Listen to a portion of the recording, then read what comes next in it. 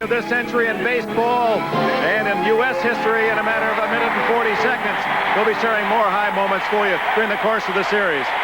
I'm 47 and a rookie in the World Series. After 15 years in baseball, I'm excited to get to my first one, as many of the players are. But the veterans are up in the booth. Both played on winning World Series team. Ironically, one is from St. Louis and one grew up in Milwaukee. Let's go now to Tony Kubek, Joe Garagiola. Okay, Dick, thank you very much. Tony, I think the oversimplification in this series is to talk about the power of Milwaukee, the speed of the Cardinals, but I don't think you can overlook the defense of Milwaukee nor their speed. I think a big overview would be to take a look at the base on balls as to what the teams do. The Cardinals can take it and turn it into a double or a triple. Milwaukee can turn it into a big inning with their power hitters. Joe, I think aside from the pitcher's mound, more ball games are won or lost right in the middle of the diamond. And fortunately in this World Series, we've got three best double play combinations, I think, in baseball. I don't think there's any doubt that Ozzie Smith and Herr are the best. Yount and the second baseman Ganter are very good. They led the league in double plays. Well, we're going to find out. You can do all the talking, but it happens on the field. Let's go to PA announcer Joel Myers and get introduced to him. Let's meet the American League champions, the Milwaukee Brewers. First, the coaching staff. Larry Haney down in the bullpen. Ron Hansen. Harry Warner. Also in the bullpen, Cal McClitch. And down in the bullpen, Pat Dobson. Now the Brewers non-starters. Catcher Ned Yost. Infielder Don Money. Infielder Rob Piccolo. Pitcher Bob McClure. Infielder Ed Romero. Outfielder Marshall Edwards. Pitcher Don Sutton. Pitcher Peter Ladd. Outfielder Mark Bruhard. Pitcher Moose Haas. Pitcher Doc Medich. Pitcher Raleigh Fingers. Pitcher Jim Slayton. Pitcher Dwight Bernard. And pitcher Pete Vukovich. The Milwaukee trainers are Freddie Frederico and John Adam, and the equipment manager is Bob Sullivan.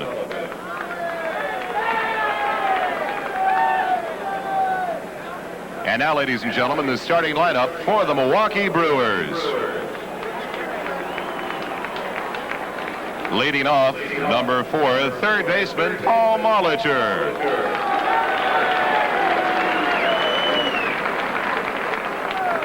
Batting second, number 19, shortstop Robin Yount. Hitting third, number 15, first baseman Cecil Cooper. Batting cleanup, number 23, catcher Ted Simmons. Hitting fifth, number 24, left fielder Ben Ogilvie. Batting sixth, number 20, center fielder Gorman Thomas. Hitting seventh, number 13, designated hitter Roy Howell. Batting eighth, number 22, right fielder Charlie Moore. And hitting ninth, number 17, second baseman Jim Gantner.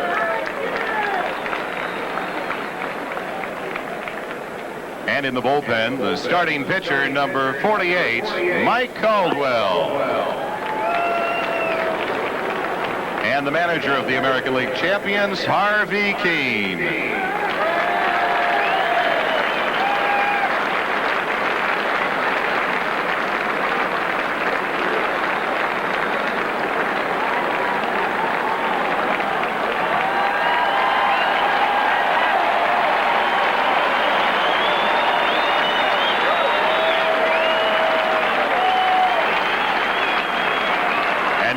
Introducing the National League champions, the St. Louis Cardinals.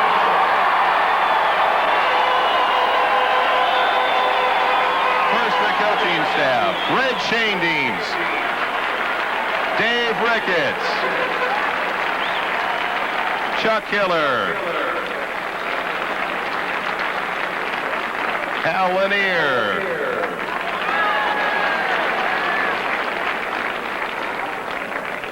and down in the bullpen, Hub Kittle.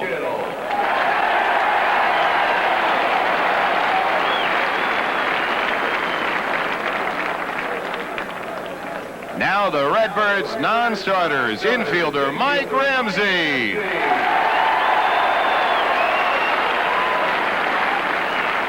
In the bullpen, catcher Glenn Brummer. Infielder Julio Gonzalez.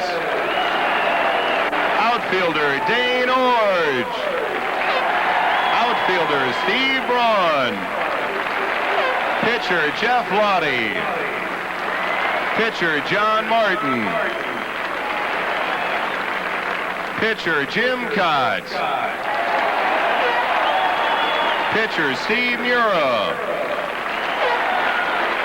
Pitcher Dave LaPointe. Pitcher Doug Bear. Pitcher Bruce Sutter.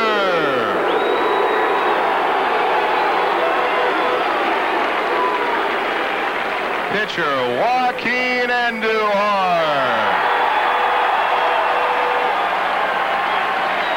Pitcher John Stuper. And outfielder Willie McGee.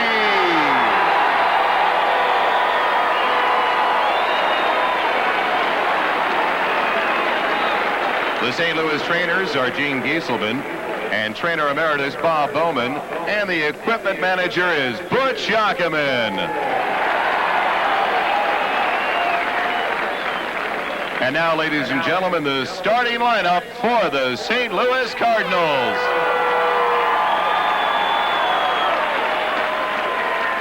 Leading off for the Redbirds, number 28, second baseman Tom Herr.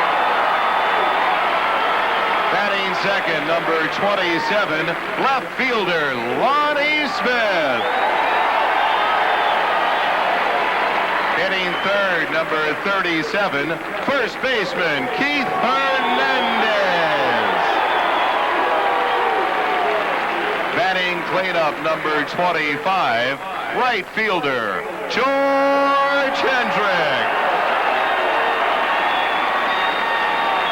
Hitting fifth, number 18, designated hitter Gene Tennis.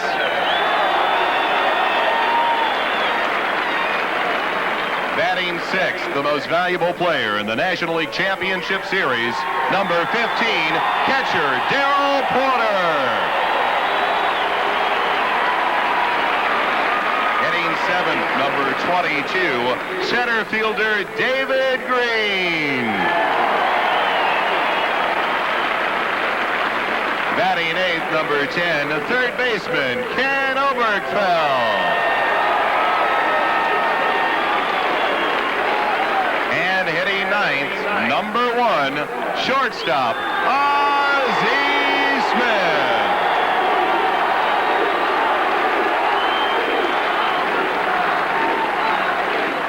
And down in the bullpen, warming up for the Redbirds, number 31, Bob Forsch.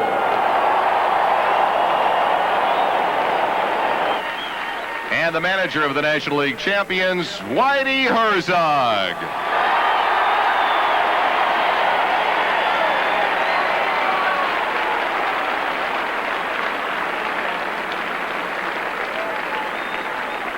And now, ladies and gentlemen, would you please rise as we honor America with our national anthem, which tonight will be sung by popular recording star Lou Rawls.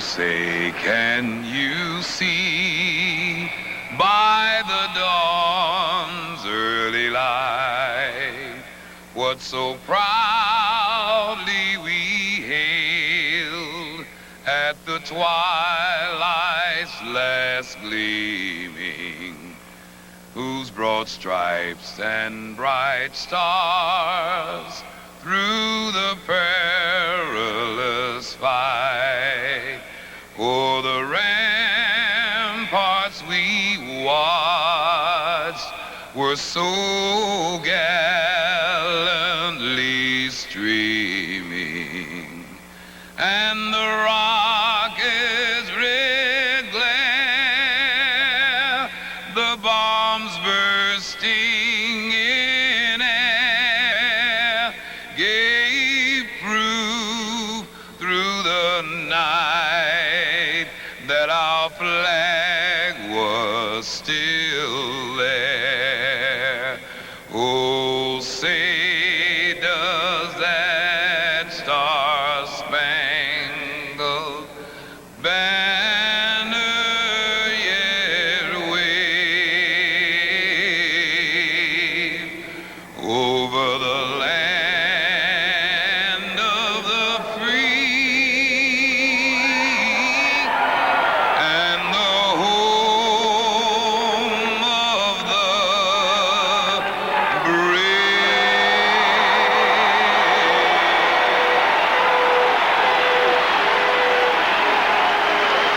So Mike Caldwell for Milwaukee, Bob Forsch for the Cardinals. We'll be back after these messages for Game 1 of the A2 World Series. Evening, Louis. NBC Sports presents Game 1 of the 1982 World Series. The American League champions, the Milwaukee Brewers, against the National League champions, the St. Louis Cardinals. Brought to you by Ford and your Ford dealer. Have you driven a Ford lately? By Lowenbrow. When you want the taste of a truly great beer, there's really only one. Tonight, let it be Lowenbrow. By Gillette Atra Razor, the twin blade that pivots for a close, comfortable shave. And by Seiko and your authorized Seiko dealers.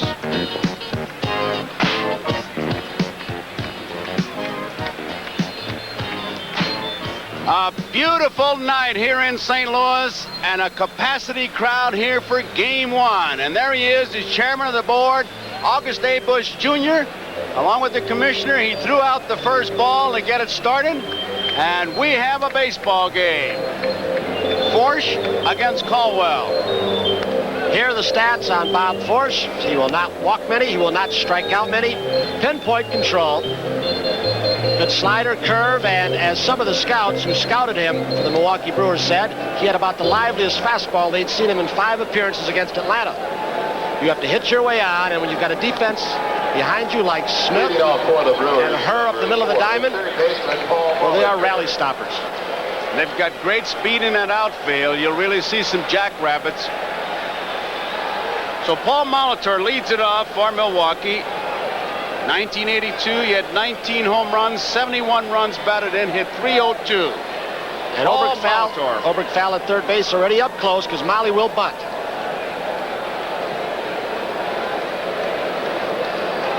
First pitch of the World Series, 1982 style, foul ball out of play.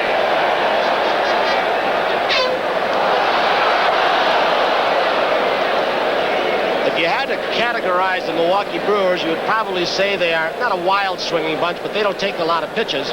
They're a fastball hitting club. Forsch will challenge them as often as he can with his breaking stuff. He's got a good slider and a good curve. Fastball misses. It's 1-1.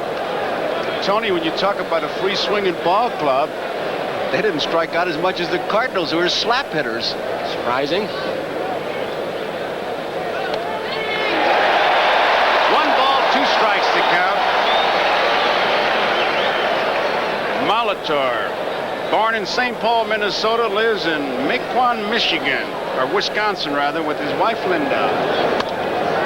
Down the right field line, that's going to be out of play. It has been said by almost every American League club that has played the Brewers all year long, if you can keep Molitor and Yount off the bases, you can beat this ball club. And what Baltimore did at the end of the season, 3 of those 4 ball games anyway, first 3 in Baltimore, they kept these 2 off. but they didn't handle Yount especially in game number 162. Bouncing ball. Easy play. One out.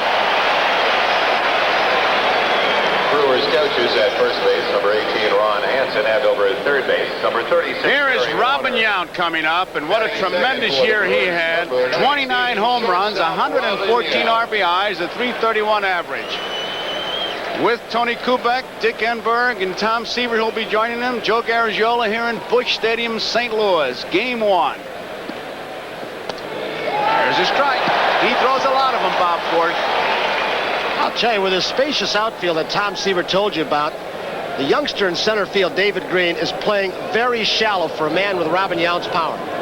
He could get burned. Strike 2, breaking ball. Here's the field.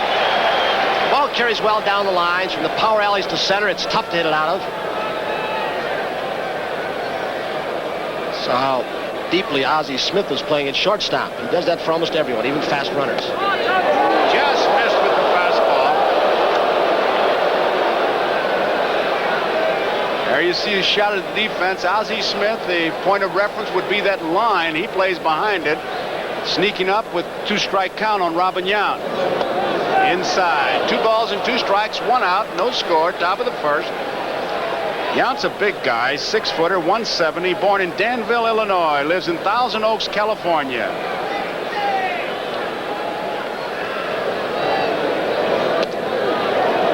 Full count, 3 balls and 2 strikes. Forsch will average 2.1 walks per 9 innings. He doesn't give out many free tickets. You have to pay your way on. Harvey Keene, what a story. Count remains at 3-2. Robin Yount, as we look at Whitey Herzog, Robin Yount and his manager have something in common. Yount, first American League shortstop since 1954 to collect 200 hits, and that man was Harvey Keene. The power stats that Robin put on the board are just amazing. Slugging percentage, extra base hit total. There's a base hit to left field. Robin Yount singles to left, he's on. It'll be interesting to see if, with all the hullabaloo about the Cardinals' speed, and they do have a lot, on artificial surface in a short series, whether the Brewers run a little bit more. Yount has the capability of stealing bases, as does Molitor. Cooper has pretty good speed. You see Cooper's average, .313, 32 home runs, 121 runs batted in. Open stance, he can pull the ball. He's got the gap between first and second to shoot for. It's ball 1. Cecil Cooper, born in Brenham, Texas. Now lives in Wisconsin.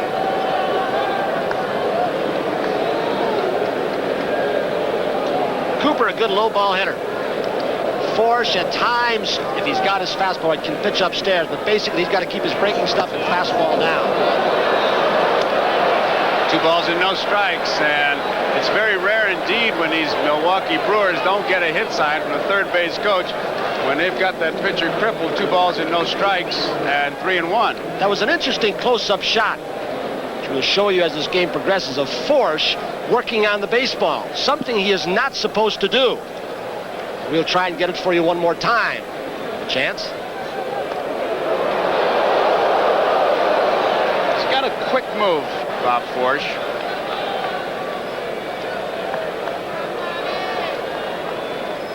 Hernandez very aggressive at getting off that bag at first base. Watch how he jumps out to protect that hole. He's probably the best in the business at that.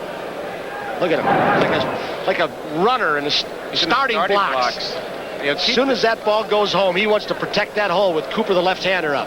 Keeps that glove nice and low, too. Watch him, almost on the ground.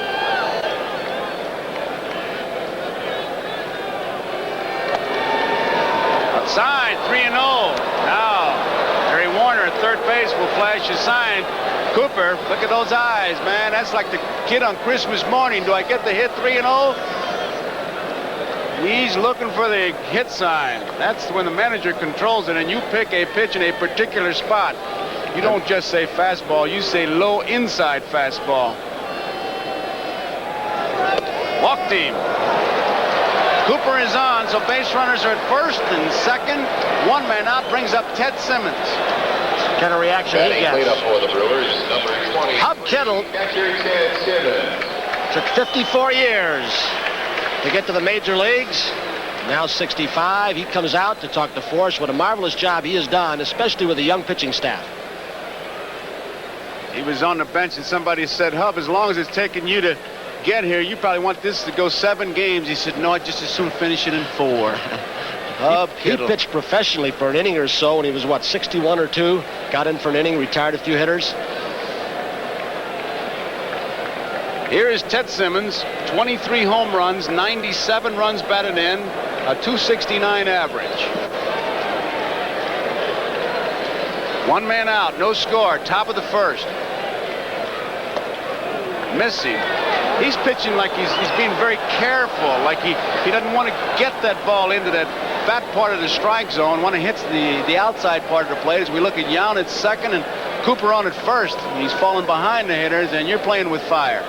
Joe, I would think that Force, primarily a breaking ball pitcher, you'd want to obviously try and get him early before he can get the feel of that pitch. 1 ball, 1 strike. What Force does, especially when he gets a new ball, he will take his fingernails and dig them into the seams and try and lift the seams a little bit. He's not applying a foreign substance, but it could be construed as doctoring a baseball. He does that to try and get more bite on his breaking pitches. 1 ball and 2 strikes. Joe, you must be very familiar with that, because here he is. You'll see him digging those 2 fingers into the seams and trying to lift the seams just a little bit to get that little bit of a rough edge. Right there. See it? Trying to almost scrape it with hard fingernails. Now that can be construed as doctoring a baseball. You're not supposed to do anything. The rule specifically says it. I've never seen it called on him.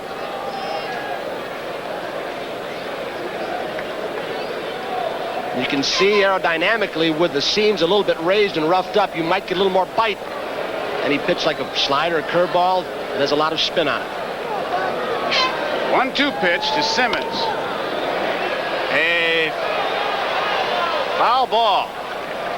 He just threw his hands up, never waved foul.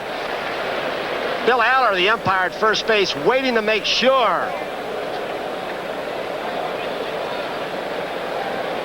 They're sending him back now. Umpires, Lee Wired, home plate, National League, Bill Haller, first base. American League, John Kibler, second base. Davey Phillips, the American League, third base. Left field foul line, Satch Davidson, National League. Jim Evans down the right field foul line. Simmons, a good double play candidate. He hit him to 20 this year. It's ball hard on the ground. 1-2 pitch. 2 balls and 2 strikes. Robin Yount is on at second base. A base hit to left field. Cooper walked. And those are the base runners.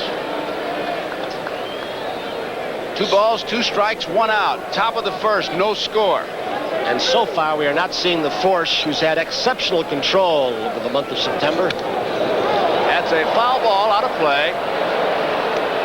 Force has a unique way of coming set. Many pitchers, you'll see him standing straight up. He kind of bends at the knees, almost like he's going to sneak a ball by you. There he goes, digging the ball again.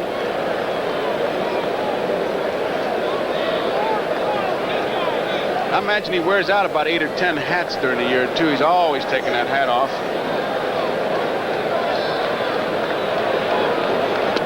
Struck him out.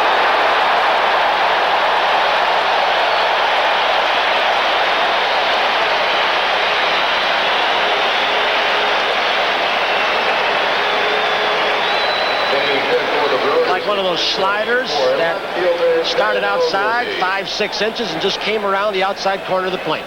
He caught the outside part of the plate and got a big out. Second out of the inning. Here is Ben Oglivie. 34 home runs, 102 runs batted in, 244. Born in Colon, Panama, Colon, resides in Mesa, Arizona. Will be interesting to see how Benji swings the bat. He injured his ribs. the League Championship Series. And then, when the crowd went on the field after Game 5 in Milwaukee, he got thrown to the ground and bumped pretty badly by some fans and re-injured his ribs. It's on the right side. Young is on at second base. Cooper's on at first. There are 2 outs, no score, top of the first.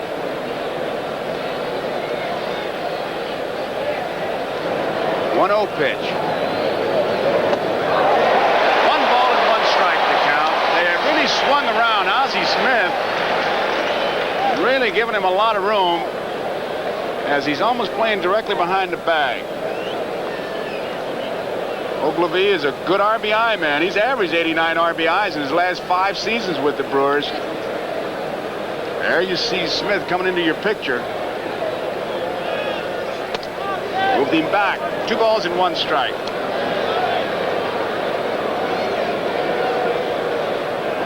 Ogilvie can go down and get the low pitch.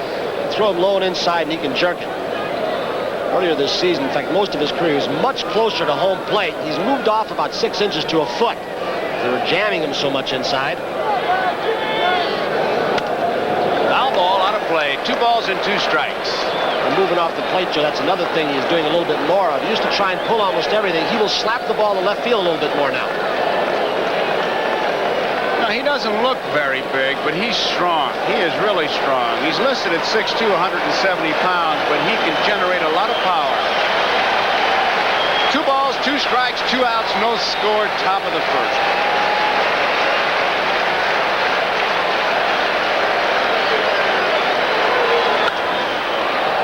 Off Hernandez. Here comes Robin Yount in to score. Heading for third is Cooper. It's 1-0 Milwaukee.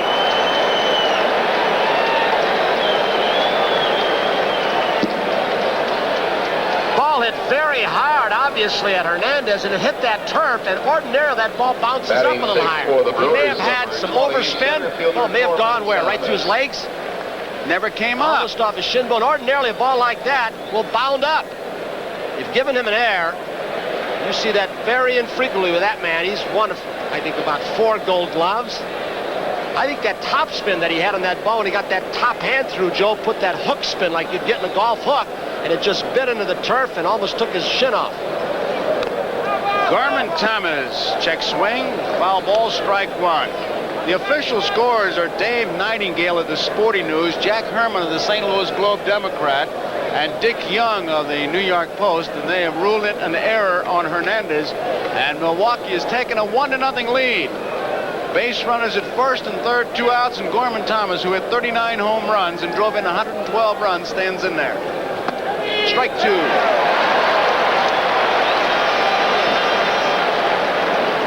Base runners. Cooper's at third. Ogilvie is at first.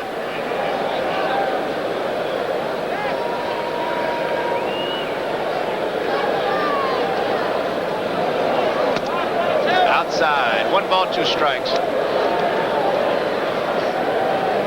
Keith Hernandez at first base, who doesn't make many errors, is charged with an error on a ball hit by Ogilvie. Thomas with 2 strikes just tries to get that bat on that ball most of the time. And he drills one in the corner in left field. It is a foul ball. Foul ball. He almost hit that ball flat-footed, Tony. That's what he calls his Harvey Keene stance. Gorman Thomas has always strike out a lot. When Harvey was the hitting instructor before he became manager, he got Gorman against certain types of pitchers to hit almost flat-footed and peck away. Lonnie Smith ran a long way and came very close to catching that ball. Lonnie Smith this year has been erratic in the outfield, but he has also been a surprise to Whitey Herzog. He said, I think he played better than we ever expected. He came close to catching that ball. Yes, he did. But I really think that they will run on his throwing arm before this series is over with. It's 1 ball and 2 strikes, 2 outs. Base runners at first and third. Milwaukee leading 1-0 here in the top of the first. In the hole, Ozzie Smith knocks it down, can't make a play, and it's 2-0 as Cecil Cooper scores from third on the infield hit by Gorman Thomas. He hit the ball in the hole. Obergefell couldn't get it, and Ozzie Smith got a glove on it, but there was no play. Ozzie does not overplay a lot of hitters. He's one of the few shortstops that plays a lot of people straight away. Look at how far he went. I can think of no other shortstop who would have touched that ball. He's remarkable. You'll see him do a lot of acrobatics before this is over with. I doubt if you could have gotten Ogilvy at second base from that distance. So it's 2-0 Milwaukee. Howell is the batter, the DH.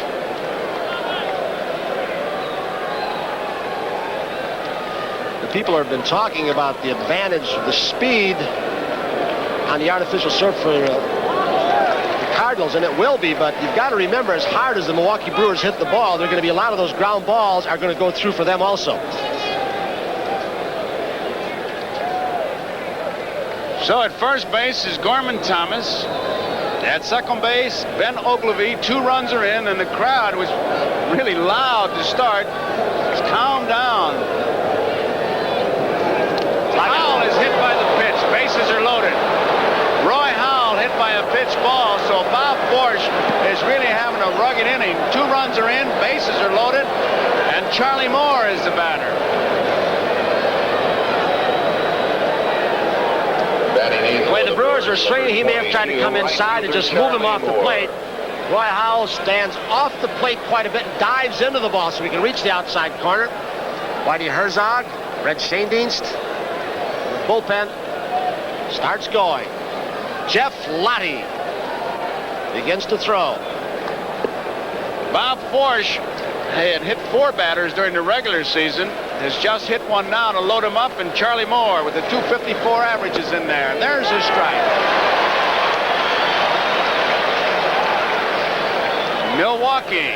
After Molitor bounced out, Yount singled, Cooper walked, Simmons was called out on strikes. Error by Hernandez, a single by Thomas. Hit batsman, 2-run in. Foul ball. And bases are loaded. Charlie Moore, who has done quite a job for these Brewers in the outfield. He was born in Birmingham, Alabama. Lives in Greendale, Wisconsin. He's become quite an outfielder. So 1 through 9, there's not much rest in this Brewer team. Charlie Moore has had an off year at the bat. He's had a 300 year in the big leagues. You see, he's opened up his stance a little bit and come up more on the plate. It's popped up. Hernandez in foul territory has plenty of room. He makes the play. So that retires the side. But the error by Hernandez led in the first run. A base hit by Thomas drove in the second run. We go to the bottom of the first. It's Milwaukee 2, Cardinals coming to bat. These families are learning about who... All members of Sportsman's Park, there's the ballpark now as the Goodyear Blimp America with Captain Larry Chambers from Spring, Texas. Gives us a shot. He flies out of Houston.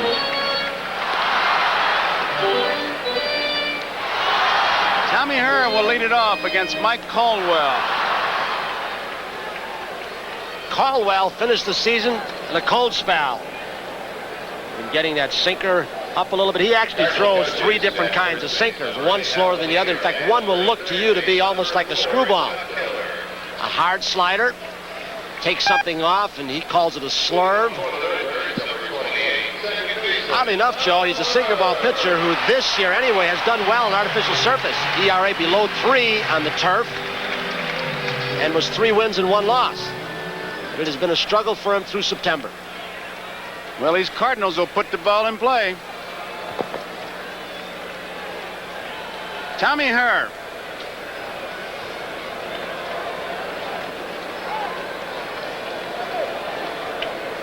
Herr's a big guy for a second baseman, 6-footer, 175 pounds, born in Lancaster, Pennsylvania. Hits the first pitch, and Robin Yount has a big hop, easy throw, and there's 1 away. And we'll pause briefly for our station identification. This is the NBC television network. Second for the Cardinals, number 27.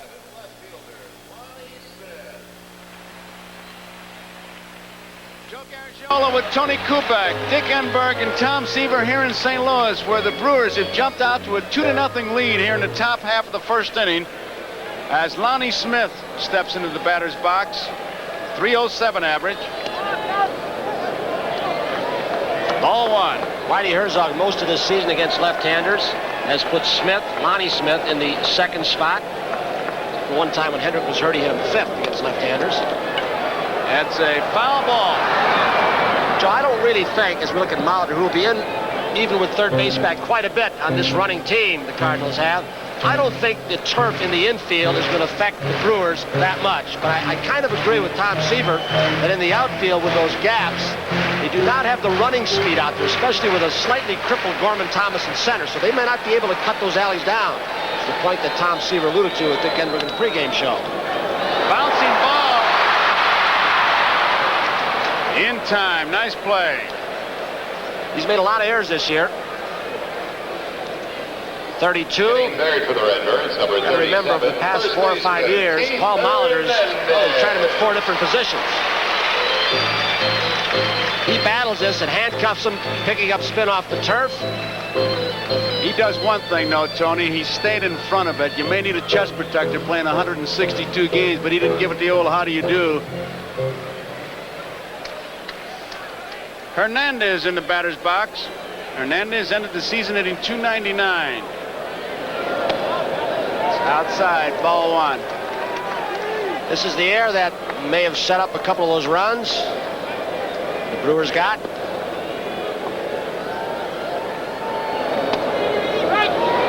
One ball and 1 strike to count. 2 outs.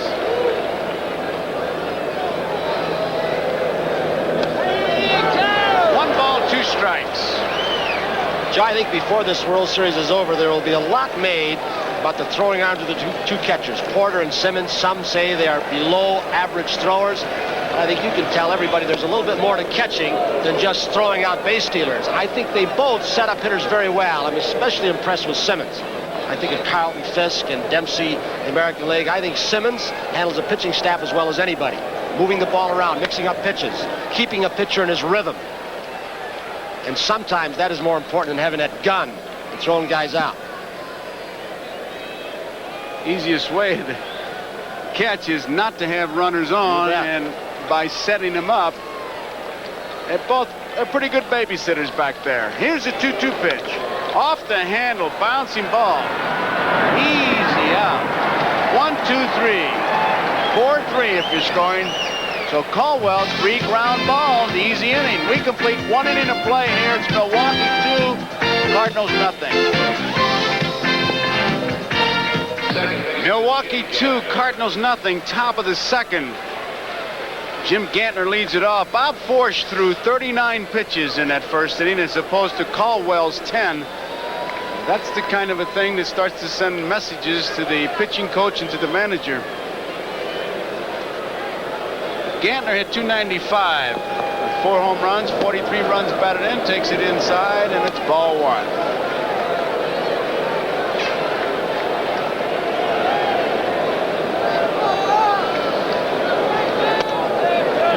Fastball misses. 2 balls and no strikes. Gantner, 5'11", 175, born in Eden, Wisconsin, lives in Hales Corners, Wisconsin.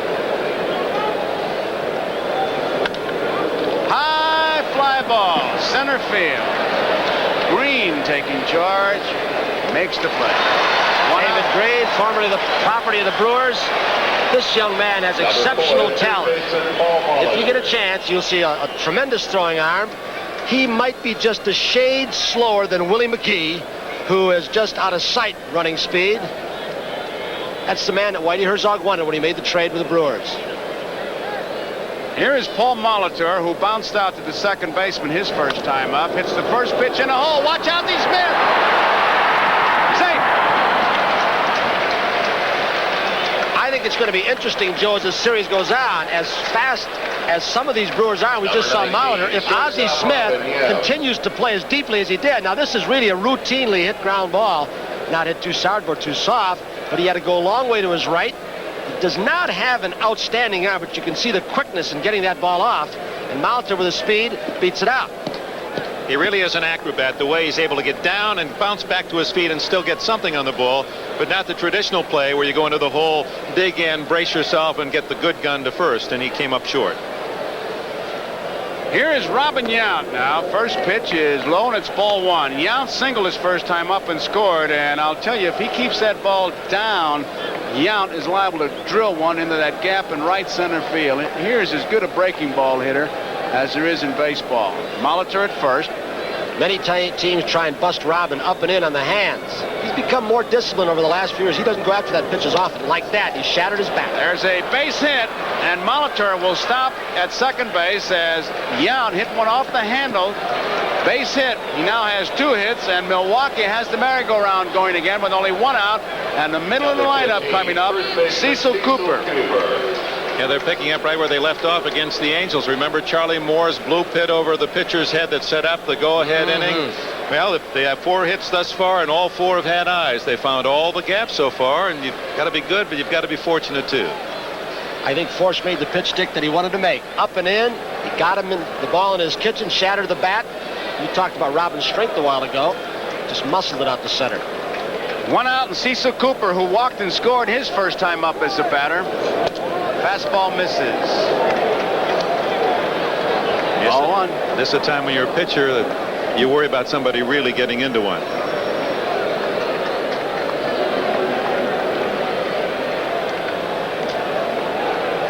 Cardinal bullpen jumps into action as Force is having his problems. Foul out of play. 1 ball and 1 strike. Left-hander is Jim Cott, and Lottie is the right-hander. Amazing Jim Cott.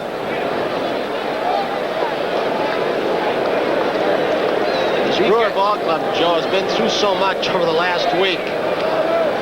Winning that 162nd game of the season to beat Baltimore after they lost 3 in a row. Coming back, 2 down to California.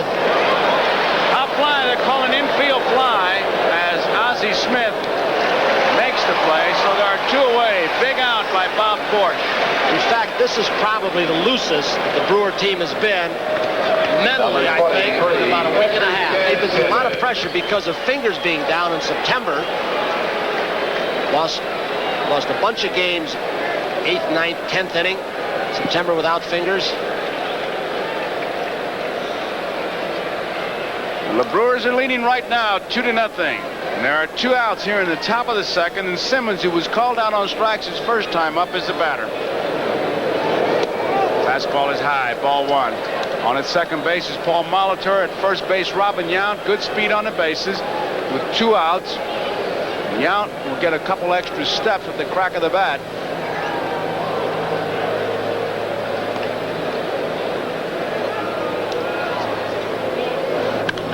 High pop fly. And the second baseman, Tommy Harris, says, "I'll take it." He does. So Force gets out of it. Milwaukee does not score. We go into the bottom of the second. Milwaukee 2, Cardinals nothing.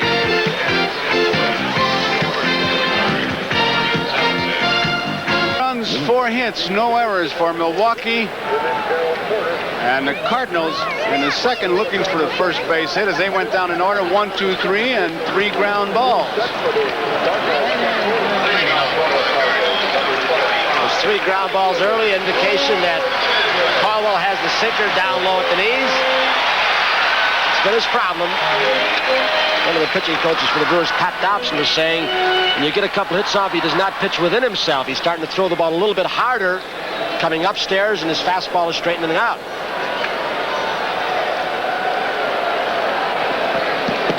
There's the strike. George Henry.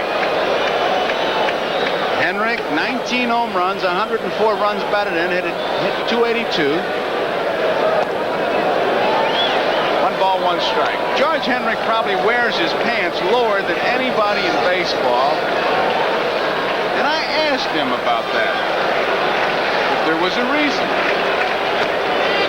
1 ball, 2 strikes. He said when I was with Oakland, they used to send down the pants from the big club and they used to fall down.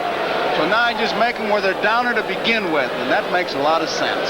Dick Wagner would love that, wouldn't he? In Cincinnati. Wow.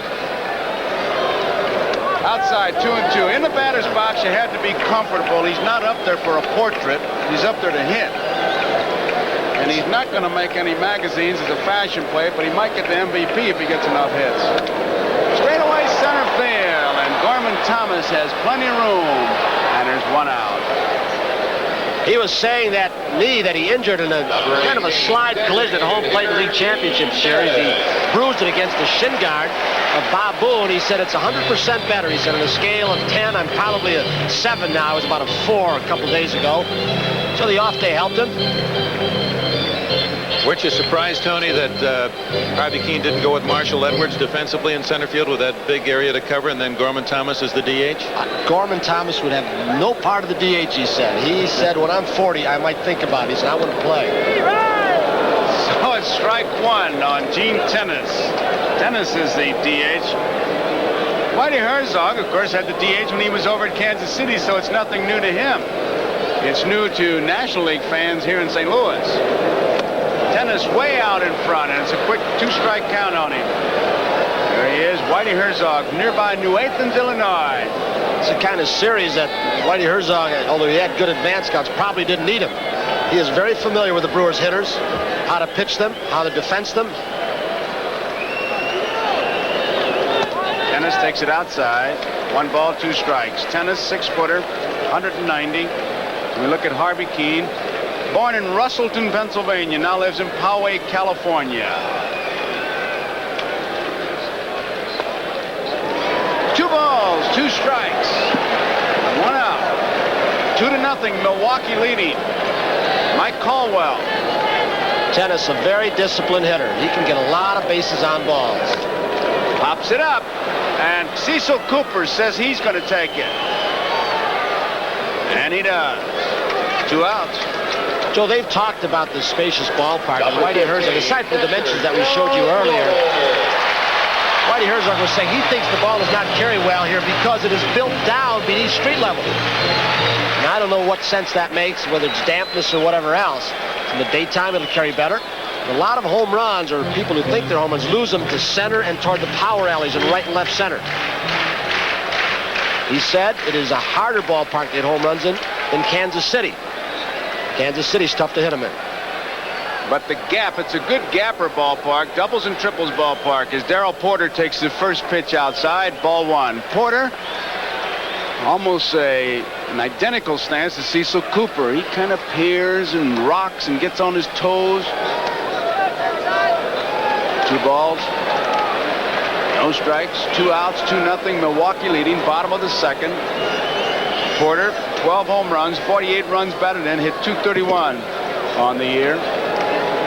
He was hot during the championship series, voted the most valuable player. Well hit, right center field. Charlie Moore can't get it. Porter's got extra bases. Running it down is Gorman Thomas. Porter has a double.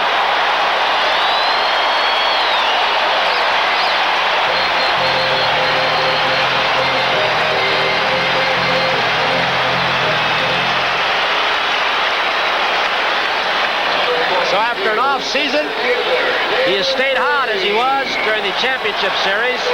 Charlie Moore got the big bounce, then slap it down. If that ball goes by him, I don't know if Gorman Thomas could have been there. It might have been a triple. So there may be the first example of not exactly lack of speed, but not as much speed as the Cardinals evidence right this. So with 2 outs, here is David Green. Finished the year at 283. Takes it low, ball 1.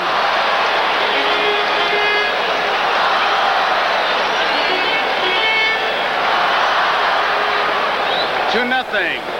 Milwaukee leading the Cardinals. Now, George Hendrick may not have caught that ball either, but he's fast enough. He might have played it on a shorter hop and limited the play to a single. That's the difference. As Tom Seaver pointed out, outs and singles can become doubles and triples.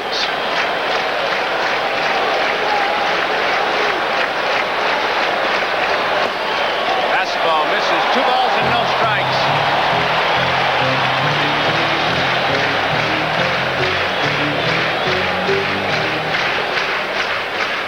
Darrell Porter on at second base with the first Cardinal hit.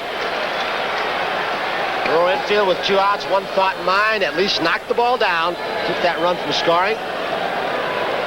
Best throwing arm is Porter at second, and the outfield belongs to Moore. Gorman Thomas has had a sore shoulder, and Ogilvy's arm a little bit above average. 2 balls and 1 strike to count. Caldwell retired the first 5, and Porter is just doubled.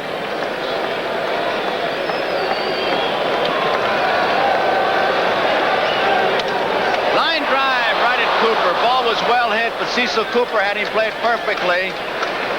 So at the end of 2 innings, the score here, it's the Milwaukee Brewers 2, the Cardinals nothing.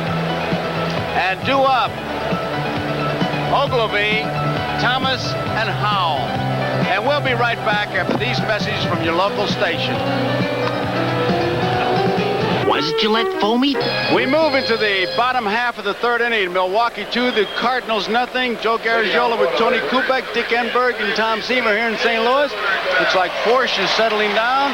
Caldwell has been in command. And now for the play-by-play, here is Dick Enberg. All right, Joe. Ken Oberkfell, Ozzie Smith, and Tommy Herr for the Cardinals in the 3rd inning. Caldwell's allowed 1 base hit. Porter's line drive to right that skipped off right fielder Charlie Moore for a double. Oberkfell at 289. Part of that all left-handed hitting. St. Louis infield against a right-hander. 2 of them, of course, are switch hitters. Some feel that left-handed pitching is the way to work on that Cardinal order. They're not quite as effective, those switch hitters from the right side. And of course, you negate some of that running speed if the left-hander's got a decent move to first base, if they should get on. 1-1. And Caldwell, in contrast to Forsch, working very quickly. They're both the same kind of pitcher. They don't strike out many. When they're on, they don't walk many. They have to keep the ball down. 2-0. Milwaukee leads, last of the 3rd. To Hopper to Gantner, and there's 1 away. The coaches for the Cardinals, Number 1, Hal Lanier, whose father Max, a pitcher for St. Louis, and over at 3rd is Chuck Hiller, number 4. 20 years ago in the World Series, Chuck Hiller hit the first National League Grand Slam. During the year, he had 4 home runs all season. Against Marshall Bridges of the Yankees in Yankee Stadium, he said he swung and had his biggest thrill. Sometimes it is from unexpected sources that the heroes are derived in these series, and so it may well be. St. Louis and Milwaukee, someone buried in a lineup, expected to do something perhaps with the glove, will come up and get you the big hit. Ozzie Smith, 248. Switch hitter. Tough play for Gantner. He gets him. So Jimmy Gantner shows Ozzie Smith a little acrobatics of his own. Number 20. He has had knee surgery, Gantner has. He's not as mobile as he once was, Dick, but he is so tough on the double play. He gets off more throws with guys hanging all over him, I think, than any second baseman in baseball. You like the Brewers double play combination? I really do. They led the league in double plays in the American League. They may not be quite as good as Frank White and UL Washington when UL's healthy with Kansas City. But I think those two, was Kansas City 1-2-3 defensively. Herr looping one to the shortstop, and Robin Yount squeezes it. Another easy inning for Mike Caldwell. After 3, it's 2-0. Robin Yount, Don Sutton said he never saw so much ability since he saw Clemente. And here's a Fall Classic flashback.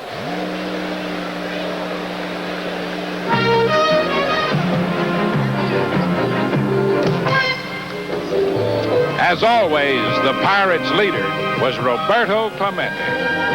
Professionally phenomenal, personally peerless, a special person who received a special and overwhelming selection to baseball's Hall of Fame.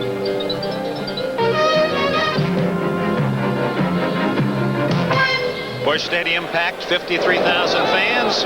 Top of the 4th inning. Milwaukee at bat, leading 2-0. Charlie Moore, one of the stars of the playoff series, in fact the only Brewer against the Angels to hit safely in all 5 games. Hit .301 since late August, is one of the spurs for the Brewers as they battled off Baltimore to win the American League East. Rips it fair. Smith able to cut off the carom, and Moore with a stand-up double. Like a hanging breaking ball, Dick. Forrest, they've had him on the ropes a couple of times. In the first inning, Forrest threw 39 pitches. Worked it down to 11 in the second. Third inning, threw just 8. We've got 3 ground balls. A hanging curveball. Oberkfell playing in because Charlie Moore will drop a bunt on occasion. Some tricky corners here you may have seen in the League Championship Series. UL Washington, the ball hit the wall and right and just deadened. Some lively spots. You've got to be very cautious out there. And in fact, it appeared Lonnie Smith just did get to it. It was taking a bounce that wanted to hug that wall and roll into left center. So a leadoff double by Moore brings up the number 9 hitter in the lineup for Milwaukee, Gantner. Be trying to pull it, move that man to third. Well, he's going to pull it with the bunt. Does it nicely. Hernandez at the bag for the out. A sacrifice to Gantner. And the Brewers try to pick up the third run. Have Moore at third with one away. I doubt if it was a sign by Harvey Keene. He lets these guys play. Doesn't give a whole lot of tricky signs nor make a lot of moves. So Gantner took it upon himself, thinking he might not be able to pull force, and he dragged the ball. He did the job. Molitor grounded to second and was safe on an infield hit to deep shortstop. There'll be a time break as they remove a sign that has been draped over the right center field fence. One of the ushers out to take that away. It'll be interesting here to see if Molitor jumps on that first pitch, which is what he did the last time up when he got the base hit. Infield will shorten up. Oberkfell at third, Smith at short, Hurd at second, Hernandez at first, trying to cut off the run at the plate. The infield tight. Hitter's delight. Brewers now with 5 base hits, leading 2-0, 1 away and Moore at third.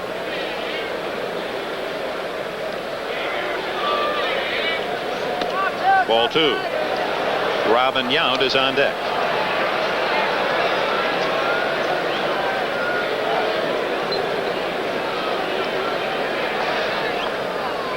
Molitor, a good fastball hitter. You almost have to, you're hitting your guessing breaking ball. That's what he got. Molitor, a model of consistency. He finished the year hitting .302. Against left-handers, he hit .302, and against right-handers, .302. He's not fussy.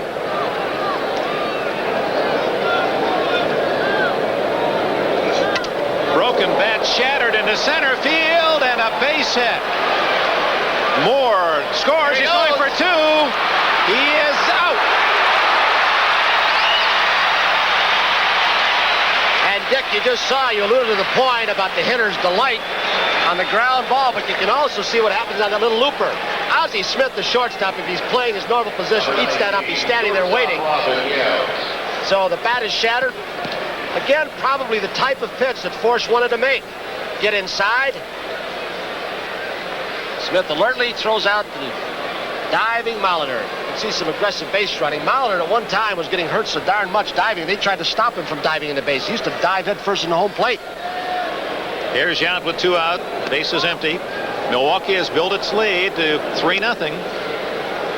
The Brewers, who arrived at the World Series in a much different route than the St. Louis Cardinals. The Brewers fought to the final day before knocking out Baltimore, fought to the final game of the playoffs before beating the California Angels. The Cardinals were the first to clinch their division. And they swept Atlanta 3-0. Yount thrown out by Oberkfell. Milwaukee settles for a run on a brace of hits, no one left. Middle of the 4th, it's 3-0 Brewers. Coming up for the Cardinals in the home half of the 4th, Lonnie Smith, Keith Hernandez, and George Hendrick. Heavy end of the order for the Birds. St. Louis Cardinals nest Busch Stadium. Milwaukee leading 3-0. Here's Molitor, and watch how that bat explodes. I think he had a pitch out of the strike zone, too. That was probably up too high. Boy, Joe Garagiola, what do you say to your pitcher after you come back to the dugout? You make a pitch like that and it costs you a run. You almost want to go to the trainer and see if he's got any amnesia pills to let him forget about it, because as we look at Raleigh Fingers, because he made a good pitch and he just happened to hit it, there's nothing you can do but sit and moan.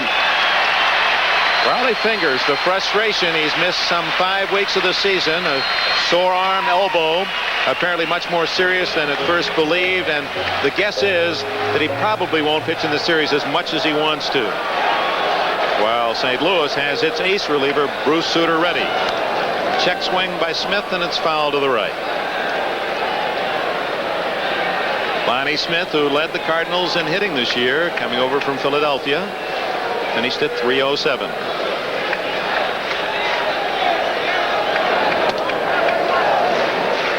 1 ball, 1 strike. Dick, they talk about 2 men on this Cardinal ball club, Hendricks and Lonnie Smith. we're going to get some MVP votes. And I really think that Lonnie Smith, because he's not a power hitter, has gone somewhat overlooked. He really is the key to this offense, I think. Well, he's the first man since Lou Brock to steal 50 or more bases. Got a ways to go to catch the great Cardinal outfielder in base stealing. But he's brought a lot of speed to this club. Fouled away 2-2. He was involved in that three-corner swap with Philadelphia, St. Louis, and Cleveland. The Cardinals gave up Martinez and Sorensen, a couple of pitchers in the deal to get Smith, part of the 1980 Philadelphia Phillies championship. 3-2.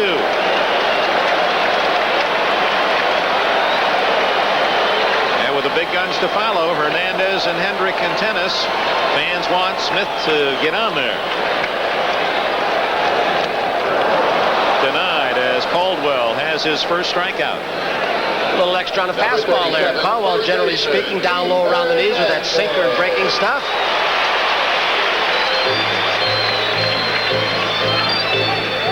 Hernandez from San Francisco. The 79 Co. most valuable player in the National League, sharing that honor with the now retired Willie Stargell. Rolls it to Gantner. Another easy out for Caldwell. 2 gone in the Cardinal fourth. Number 25, right fielder Terrell Norman Herzog. He's been associated with several winning Major League teams. The New York Mets helped to build those miracle Mets of 1969 in their farm system.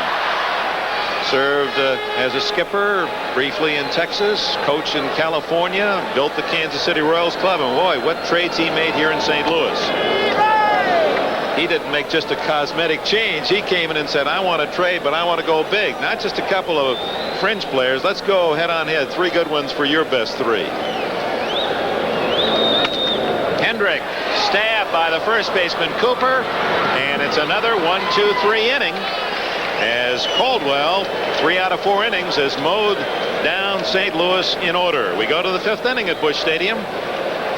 3-0 Milwaukee. 6 ground ball outs that Caldwell has gotten now. Hit very hard. That'll show you the range of a Cecil Cooper, who has also won a Gold Glove. And look at Caldwell get over. Well, Caldwell in a breeze. Sometimes when players have a spare moment, well, they do find special ways to relax.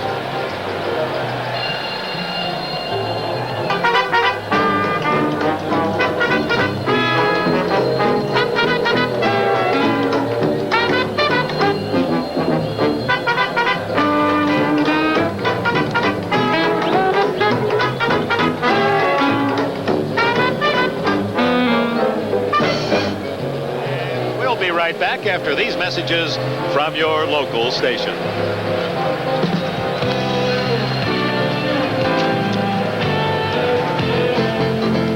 To the banks of the old Mississippi.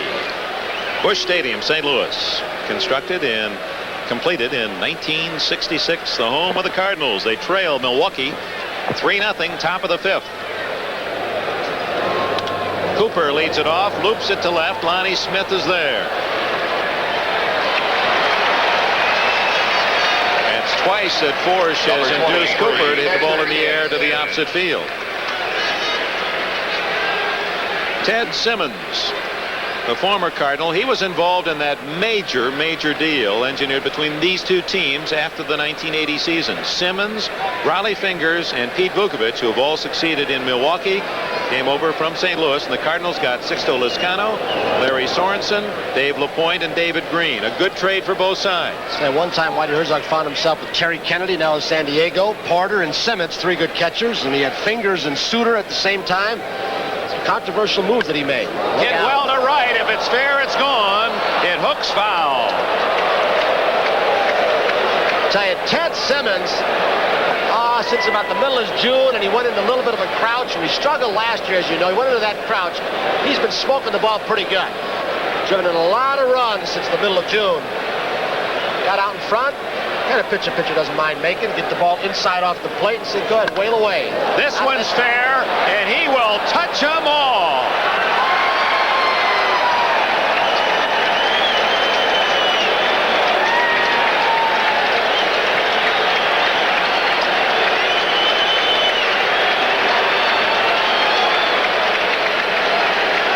against his former battery mate. How sweet that one must have felt. Number 24. And every run that these Brewers add puts this guy in a little pressure, Whitey Herzog, where it takes away a little bit of his running game. Forsch only gave up 16 home runs during the season. And here's the swing that touched it off. He really stayed with it, and he knew it was gone. One out. It's now 4-0 Milwaukee. Ogilvie fouls it off to the left. I think that triggers some more action in Whitey Herzog's bullpen. Southpaw Jim Cott loosening up for the second time.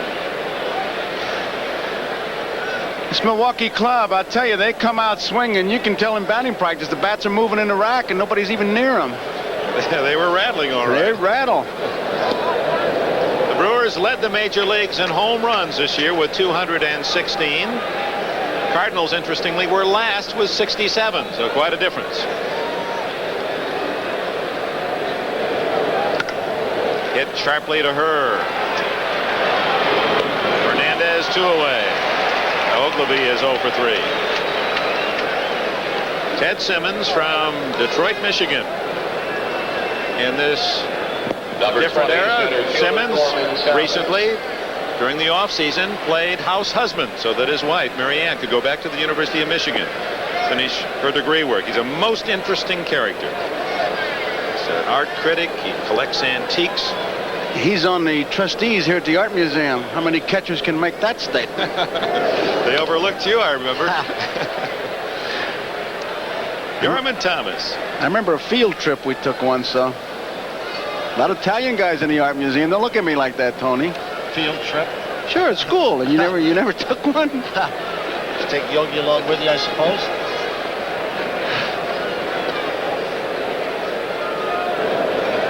They've now, Dick, put the shift on Gorman Thomas. Ozzie Smith is well over in the hole. The team is down by 4. Smith in the hole, and Herr's gone to the left field side of second base. What a gap in almost dead center field. Daring him to hit it to center or right center. He fouls it away. He tried to. He tried to go the opposite way. Something that Bob Horner finally did when they put the shift on in the championship series against this ball club. He almost could check his swing and roll one through that right side. In the 46 World Series, the great Ted Williams beat it with a bunt. Well, you remember 46 when Joe Garagiola and Del Rice, the hitting for the St. Louis Cardinals. There he did just check his swing. Hit it to the one man that was there. So the Cardinals come in trailing 4-0, and it's a game of moods. A disgusted Bob Forsch, a happy Simmons as he crosses the plate, and they welcome him in the dugout as they lead 4-0, the Brewers. A happy Marianne Simmons. This year, Marianne, Ted's wife, came out with a publication. Magazine comes out 4 times yearly. Magazine is about women. As Teddy said, she knows a lot about baseball wives and women, and it's kind of centered in that direction.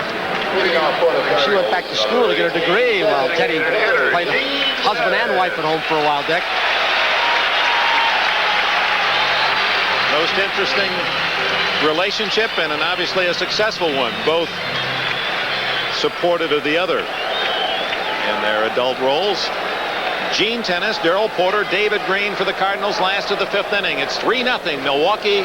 Make it 4-0 Milwaukee on the home run by Ted Simmons in the top half of this inning. Gene Tennis, his place has been written in World Series history. 1972, remember? Against the Reds, he hit a homer his first 2 times up in that World Series. No one's ever done that before or since. A number, and Caldwell gets him. Oh, Mike Caldwell, breezing along here in the 5th inning, has allowed only 1 hit. That was Darrell Porter's double that skipped in front of Charlie Moore back in the 2nd inning.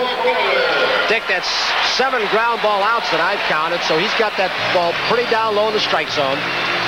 I thought that Richie Zisk and Rene Lachemann, the Seattle manager, when they talked about guys with high speeds, 94, 95, he said they give you trouble, but those guys under 80 will give it to you. And they mentioned Caldwell because he changes speed so well.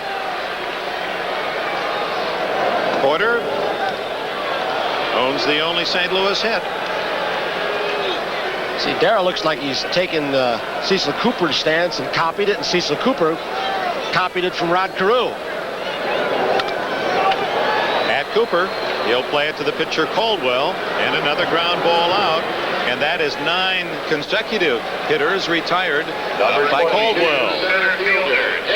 David Green. Earlier, when we showed you the tribute flashback 1971 series to Roberto Clemente, Roberto, and the irony of our lives, that Clemente was on his way to Nicaragua, support of the people who had suffered through a national tragedy when his plane crashed. And here is a Nicaraguan, David Green, who is compared to Roberto Clemente, his style, the way he swings the bat, the way he runs, the way he throws. He's only 21. They consider him as a great potential as a possible superstar. Whitey brought him along slowly early in the season, playing him against left-handed pitchers. Then he hurt himself, and that's when McGee came up and just started tearing the league apart for a while. A real measure, is it not, Tony, of Herzog's ability to spot good young talent, that he was acquired a Green and McGee in trades when no one really knew about them. You know, Whitey was in charge of player personnel with the Mets, and he helped develop a lot of their young kids years back. There's a lot of experience in that area. 1 ball, 2 strikes on Green. He lined out to first baseman Cooper, his only at bat.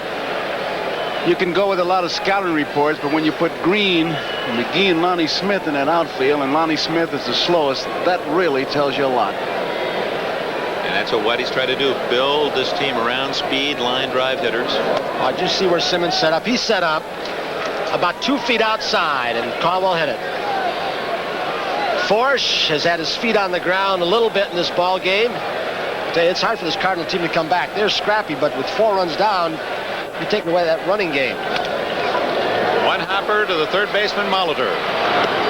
And again, Caldwell retires St. Louis in order. That's 10 in a row for the left-hander of the Milwaukee Brewers. We go to the 6th inning. 4-0 Milwaukee. It'll be Roy Howell, Charlie Moore, Jim Gantner, the bottom 3 in Harvey Keene's order. Rich St. Louis, Missouri. Cardinals in their 13th World Series, 8-4 in the previous 12. It's always been a fantastic baseball area. And the names, of course, you could rattle those off for the next 2 or 3 innings. Roy Howell from Lompoc, Michigan, or California rather, and he rolls it right to Hernandez for the first out in the 6th inning. So Howell is 0 for 2. Was hit by a pitch back in the 1st inning. Bob Forsch, whose brother Ken didn't pitch in the playoffs against Milwaukee, but there was thoughts at a time that there might be a matchup against the Forsch boys, Ken and Bob, both from Sacramento, California.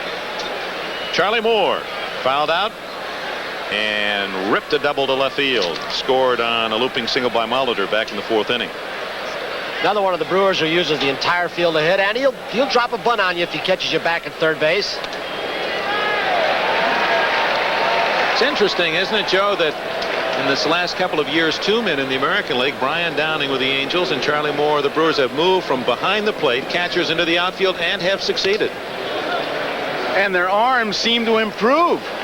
I mean, Moore is a better thrower now than he's ever been. Well, it's bat number 4 that just got shattered by Forsch. As Moore goes back, that Charlie Moore made some outstanding throws against Baltimore, and of course against California. Getting Reggie at third. He made the big throw, got Reggie. Let's pause briefly for station identification. This is the NBC television network.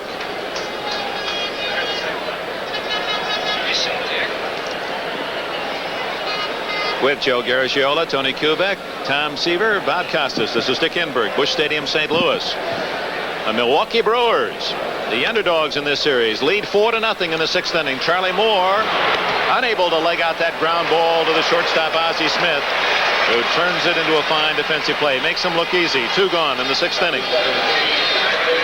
I don't know if Ozzie is underestimating the speed of some of those Brewers, but that was a bang-bang play right there again. 2nd time in this ball game. He is so under control and has a tremendous balance, though. That center of gravity is always properly, never loses balance. I guess that's where his agility comes from. Gantner rips it to right. Hendrick will play it on a hop. So Gantner, his first hit The Brewers have 8 in the game. And with 2 away, brings up the leadoff man, Paul Molitor, the only man in the contest with a pair of hits. Just to quickly recap the scoring in case you're joining us late. Milwaukee scored twice in the first inning, 2 unearned runs, a 1-out single by Yount, a walk to Cooper. Ogilvy's hard ground ball to Hernandez went through the St. Louis first baseman for an error. Thomas drove in the second run with an infield hit to short. Then in the 4th inning, a double by Moore and a single by Molitor. A broken bat single made it 3-0, and a solo home run by Ted Simmons, the former Cardinal, in the 5th inning, made it 4-0 off Bob Forge. Meanwhile, Mike Caldwell, the left-handed starter of the Milwaukee Brewers, who was knocked out early in the opening game of the playoffs against the Angels as Tommy John beat Milwaukee 8-3, has been mowing down St. Louis, allowing only 1 hit through 5 innings.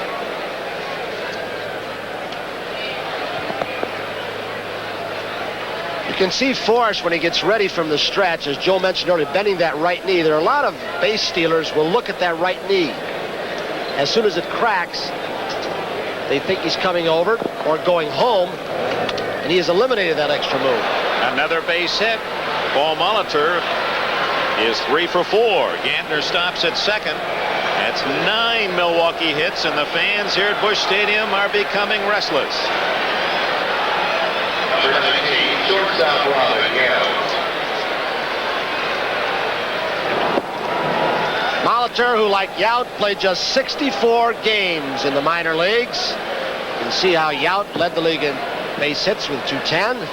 Molitor on first led the league in runs scored. Molitor fortunately had the opportunity to play at the University of Minnesota for the late Dick Siebert, a former major leaguer, who really polished his skills. Look out, pick off. Ozzie Smith slipping in, but Gantner chased back by his third base coach Harry Warner. 2 outs, 2 on. Gantner at second, Molitor at first, and Robin Yount, the leading, if not the leading candidate for the American League Most Valuable Player Award at the plate. He's 2 for 3 tonight. Interestingly enough, Dick, in center field, Green is shading Yount a little bit toward left field. Many teams in the American League, in fact, I think most, play their center fielder shading him toward right center field, because he does hit a lot of balls in the gap in right center. Of course, it may be determined by how Force is going to pitch him. If he's going to try and jam him up and in. He's got to. If he's going to play him that way, you got to play him that way. You better pitch him that way. That's not a bad pitch for him to hit. If you don't get a way in, he can hit that ball out to the right center field, inside out, and get the barrel out. A ball and 2 strikes, and the veteran 43-year-old Jim Cott, a major league pitcher for 24 seasons, a record, tuning up, and he looks as good now as he did when he pitched in the '65 series with the Minnesota Twins. 1-2. You saw in that sequence that Porter wanted that ball inside. I think, Tony, if he's going to hit out there, they're either going to try to make him hit that ball that's out away from him. He's trying to jam him, thinking he's going to go that way. Porter wanted it inside, and he missed it completely with that last pitch.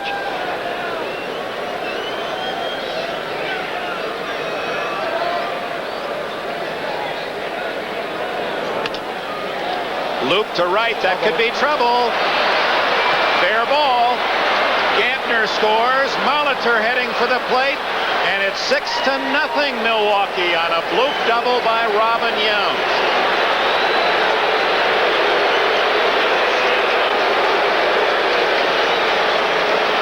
And that may have been another broken bat. It did not sound good.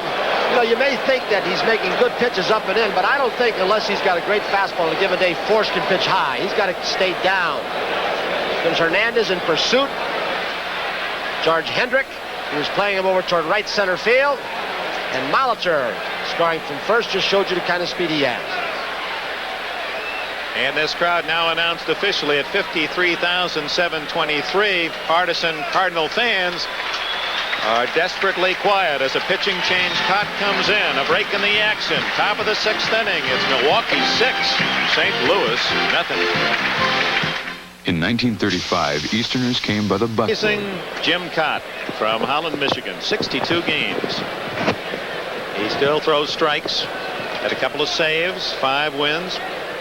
One of the oldest to ever pitch in a World Series game. If you're curious, 46-year-old pitcher John Quinn worked for Philadelphia in 1930 in a series. Cott now is the second oldest to ever play in a World Series at 43. Of course, he's pitched for 24 years, a major league record. Cecil Cooper, the first man he faces, out at second with a 2-run double. Dick, I think aside from keeping that body in great condition, there are the players that Dick was just telling you about. Aside from the great physical condition Cott is in, I think he has been one pitcher who has adjusted different phases of his career. And you can see right there by coming down from the side, an adjustment he made at the suggestion of Pump Kittle and Whitey Herzog in the spring of the year. Dropped down a little bit. He throws a little bit harder. Used to be 3/4 when he first came up. Then he went to that speedy delivery with the White Sox. Another comeback in his career under Johnny Sain. Coming from the side and then pinning that ball on the outside corner. 1 ball and 2 strikes.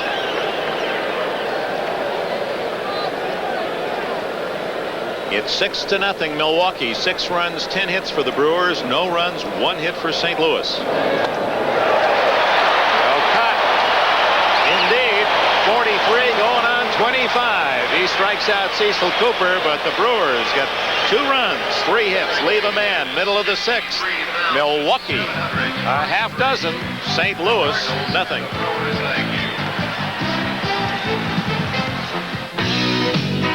Busch Stadium in St. Louis. This crowd of 53,723 silenced as Harvey's Wallbangers, they call them, the Milwaukee Brewers of Harvey Keene. And the left-hander Mike Caldwell, who cleverly has worked to the St. Louis batting order, allowing only 1 hit, and leads 6-0 in the last of the 6th. He accomplished another thing that he wanted to do in this ballgame, and that is not walk any Cardinals. Oberkfell, Smith, and Herr in the 6th. And that is the 10th straight batter that Caldwell has faced and thrown the first pitch in the strike zone. And he's gone 13 out of the last 17. First pitch in there. Up the middle, Gantner gets him by a step. Another ground ball out for Caldwell, and Gantner's been a busy man. That's number 10 ground ball out. In fact, Caldwell had 3 ground outs in the first inning, 3 ground outs in the 5th. So he's got the sinker down at the knees. Usually in a spot like this, I'm sure Simmons will holler to him, be alive for the bunt. Sometimes a guy like Ozzie Smith will try to beat out the bunt to get the thing started. They need somebody to start the fire. They're looking for the bunt at the corners, with Molitor on the line at third, and Cooper just a step off the line at first base. Smith handles the bat very well. Loop to center. Thomas is there, and there's 2 away. That's one of the things I asked the advanced scouts, Steve Fondy and Nelson Burbrink from the Brewers. They scouted the Cardinals. If on this turf, in this big ballpark, the outfield would play deeper to cut off the gap, and they say that no, they recommended not to play deeper because they do not have much power in this lineup, and you can catch a lot of those loopers like that. So they're not moving back. I don't think they're afraid of the turf in the big outfield. Caldwell now has retired 12 straight batters. And hits the corner again. First pitch in the strike zone. I tell you, when you stay ahead of that hitter, what a difference it makes. Herr has grounded to short and popped to short. 2 out, last of the 6th. 6-0 Milwaukee. 1-1. Lee Wire behind the plate in his 2nd World Series.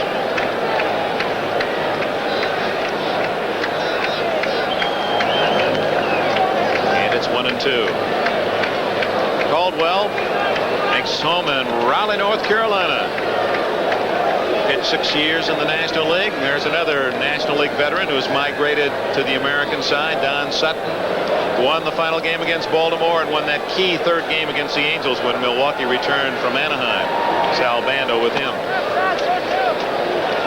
Sal Bando and Don Sutton both have used the microphone rather neatly as well here on NBC. I would think that in the future that Sal Bando would be a managerial candidate for the Brewers, depending upon whether Harvey Keene will come back or not, or if he wants to come back. Full count now to of Tommy Herr, Caldwell has not walked a man. Well, Harvey's got the right idea, though, and he said he'd call him an interim manager. He said, hey, any manager takes the job as an interim manager. He's right on there, isn't he? Dead on center. As soon as you sign the contract to be hired, you know someday you're going to be fired. At least that's the pattern. And Herr draws a walk. That was only the second batter he'd been 3-on-2 on in this ball game. And now he's giving up the first one. And thus ends the 12 straight batters retired by Caldwell. You can see what Hal Lanier is doing, a jammed finger by Herr. What he is doing is they put the glove on and then they tape the jammed finger to the one next to it. It acts as a splint. You've probably seen basketball players do it more frequently than a baseball player. Give it support. Lonnie Smith struck out his last time up. Looked like he turned that one over a bit. Close to a screwball, and when he takes something off that pitch, Dick, it looks even more like a screwball. Cal McGlish, one of the pitching coaches, was telling us before the ball game, you'll throw 3 different speeds on that sinker.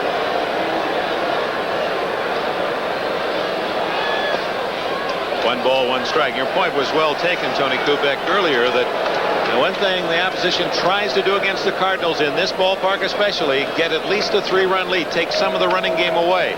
So it is here in the 6th inning with Milwaukee in front 6-0. Herr, who has good ability on the bases, that's not the good gamble when you're down by 6. 1-2 the count.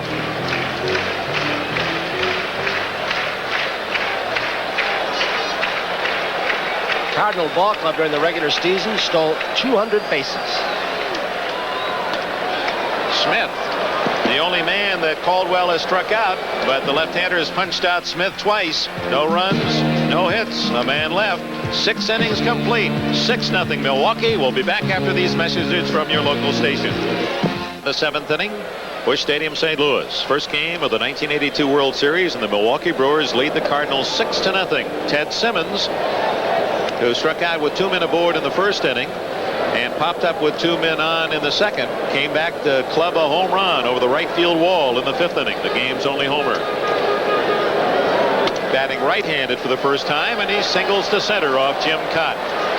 First hit off Cott, and Simmons is aboard. That was the right-handed swing. The left-handed swing produced this home run. A forced fastball. Didn't sink, wasn't down enough, just below the belt. Little bit of the inside part of the plate. Ben Ogilvie comes up. What would it do for Milwaukee, especially as the underdog, winning that first game on the road to the World Series, Joe? It just makes you feel pretty good. I think a lot of people thought St. Louis might do the same thing here that the Angels did to Milwaukee out in Anaheim. Well, it's the old theory, I think, Dick. You started off in the 2 games in the road park. You want to at least go home with a split. That first one is the big one. That's when you stop a lot of the intangibles, so to speak. Well, there's so few players who have appeared in the World Series, it just means that 25 guys know they can win. They've got that first one tucked away. Well, it's like the Milwaukee club. They've watched the Cardinals on television. They've heard about it. They heard the scouts, and now they see it firsthand. They say, hey, here's what we saw, here's what we did, and it's pretty nice. Ogilvie to Hernandez. It's a fair ball, and Ogilvie doesn't run a double play. Ogilvie thought it was foul.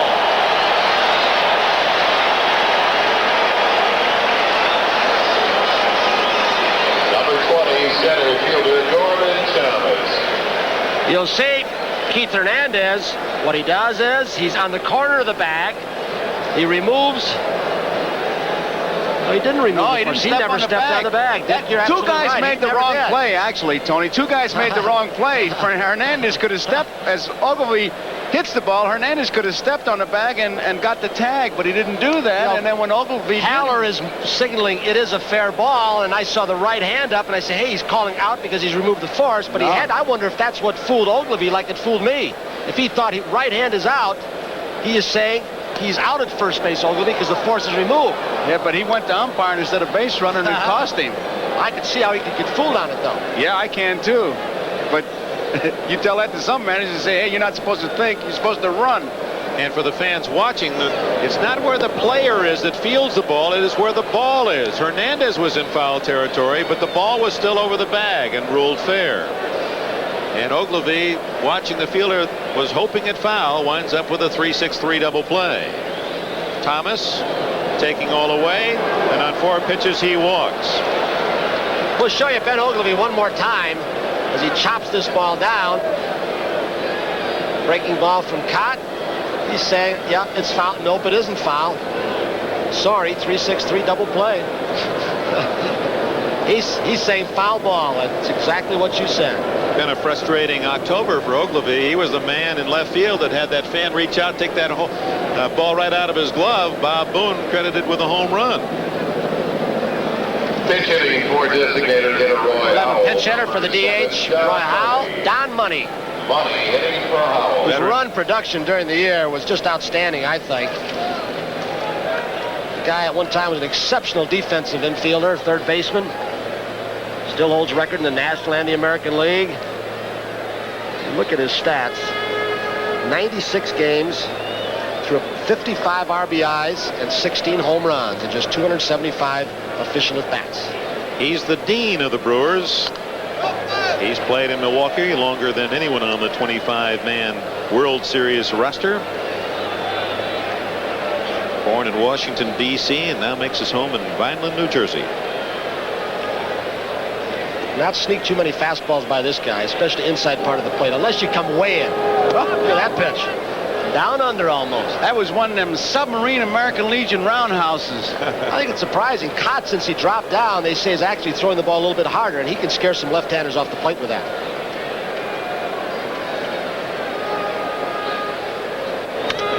Hit well to right center.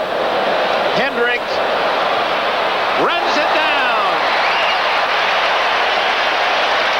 First time that big ballpark out in that area is coming to play. You hit it a ton. No runs, a hit, a double play, and a man left. We go to the stretch half of the 7th inning. It'll be Hernandez, Hendrick, and Gene Tennis for St. Louis. The Birds are down by 6. Embarrassed, 3-6-3. Just 90 feet between bases, and you run counterclockwise, but funny things do happen.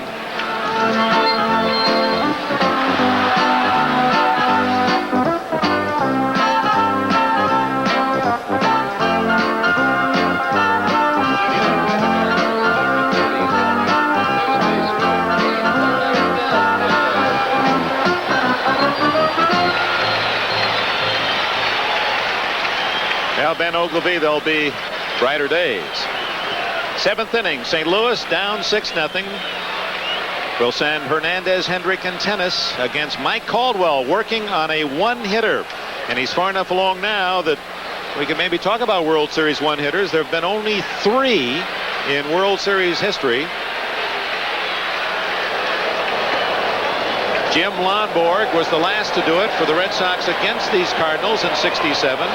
In '45, Claude Passeau of the Cubs against the Tigers. And of course, '47, the most famous one-hitter of all in World Series history, Bill Bevins. And Cookie Lavagetto's hit in the 9th inning spoiled the no-hitter by Bevins with 2 outs. And of course, only one no-hitter. That was the perfecto by Don Larson in '56. They have tried to keep the ball in on the fists on Hernandez thus far today, just like that. They jammed him a couple of times. 9 ground ball outs from Caldwell. 2 balls and a strike. Tom Seaver, your expert eye watching pitcher Caldwell. Why has he been so effective tonight? It's really pretty basic what he's doing.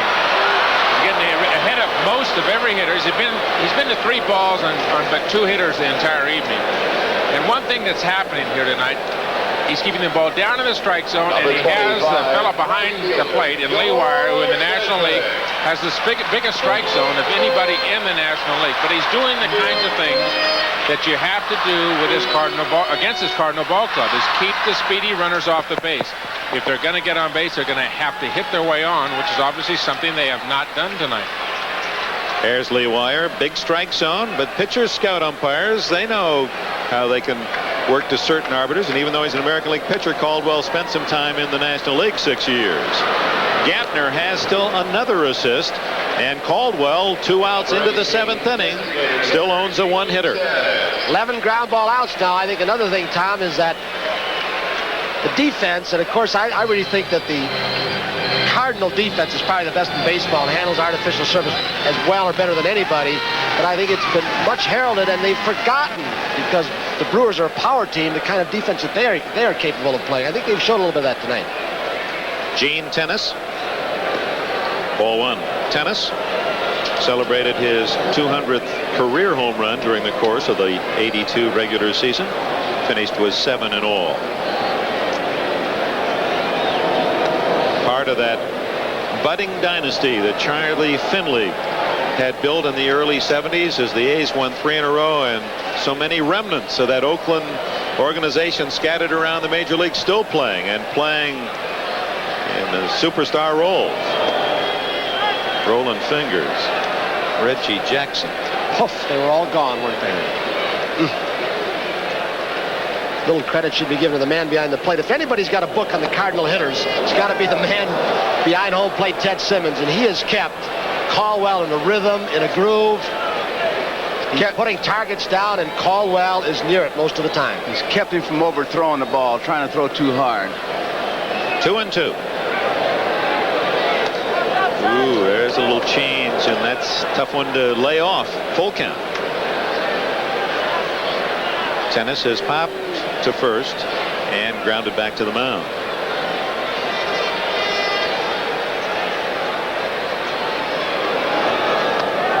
He got him. Caldwell's 3rd strikeout, and again he gets the Cardinals in order, the 5th time in 7 innings tonight. 1 hit, that's all he's allowed. A double by Darrell Porter. Mike Caldwell goes to the dugout with a 6-0 lead.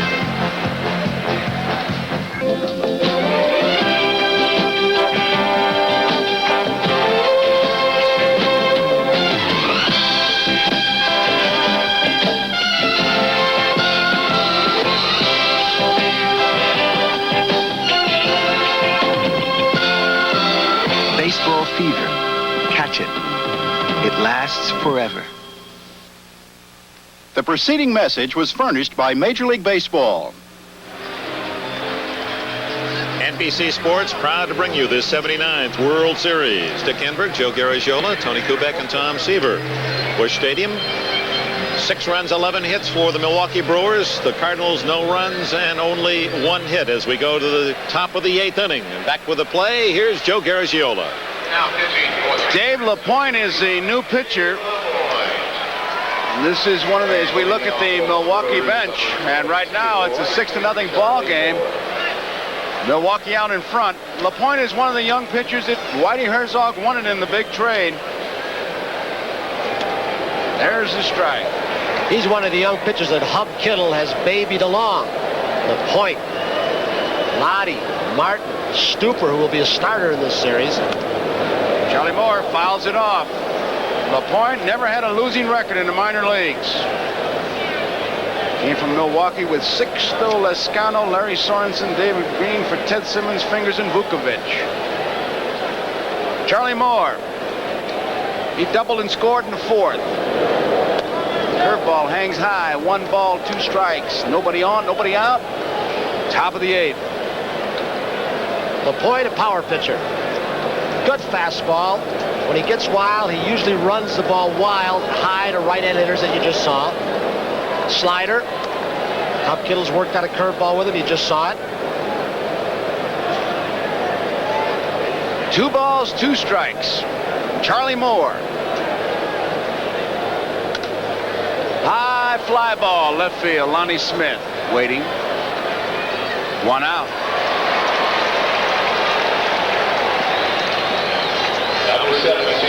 Jim Gantner is the batter. Gantner flied to center field in the 2nd inning. Sacrificed in the 4th.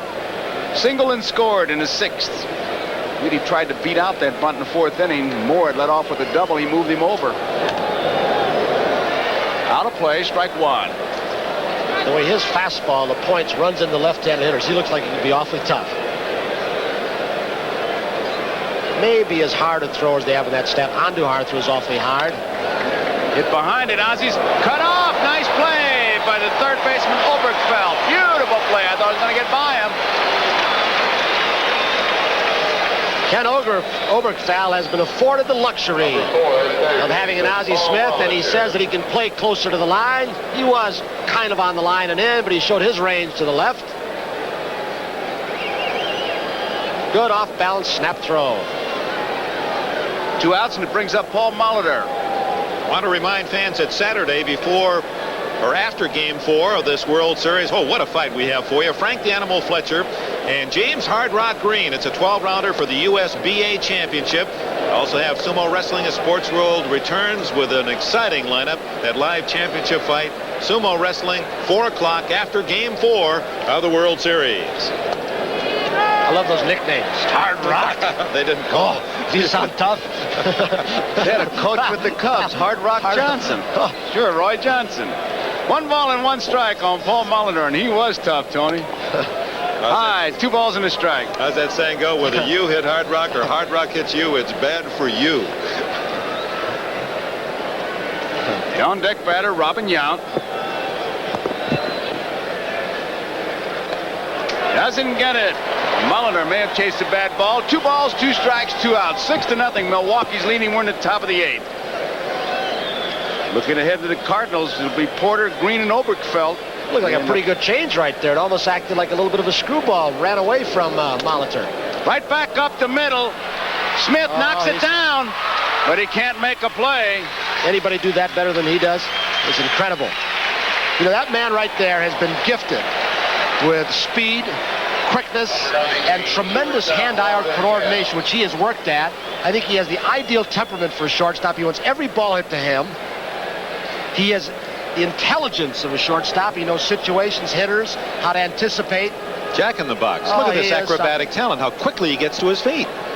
Look, he's ready to go. Realizes he can't get a speedy runner in Molitor, but he was ready. I'll tell you, the standard I've used for years for shortstops is Mark Belanger. I mean, Concepcion has been awfully good, and the steadiness of a Larry Boa. But using Belanger as the standard, this guy may be just a tad better. And that's saying a lot, I think. That's a 4th base hit for Paul Molitor. Most hits in the game. It's been done 40 times. He ties a record with that base hit. 1 ball, 1 strike on Yount.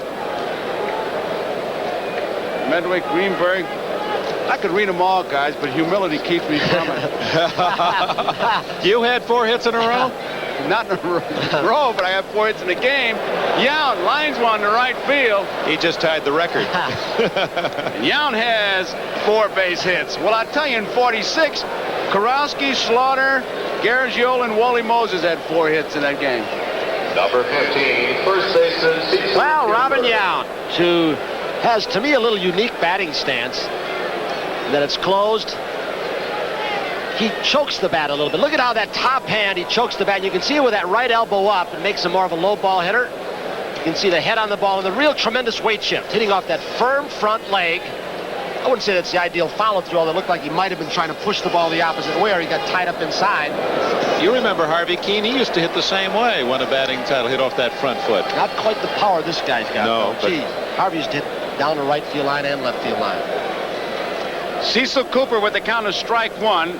Molitor is on at second base. Yount is on at first.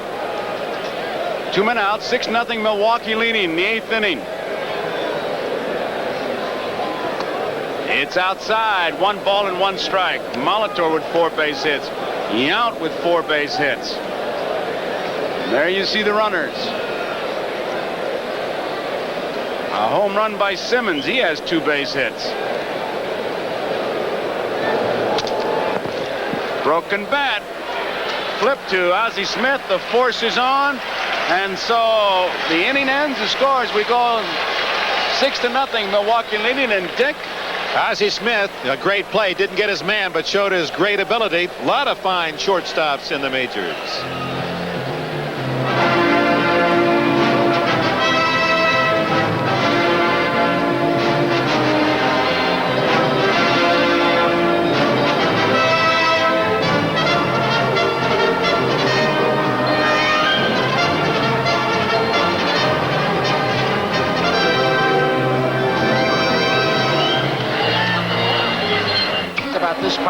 resembling the park that Herzog managed in Kansas City.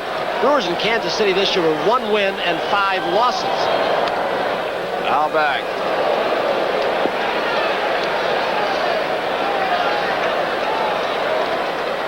Milwaukee likes to play on the road. They have the best record in the major leagues away from their home park, and they're showing the Cardinals a little bit of that tonight. Linda Caldwell. The wide section, Milwaukee Brewers. High hopper's going to be a tough play. Can't get it. Base hit for Porter.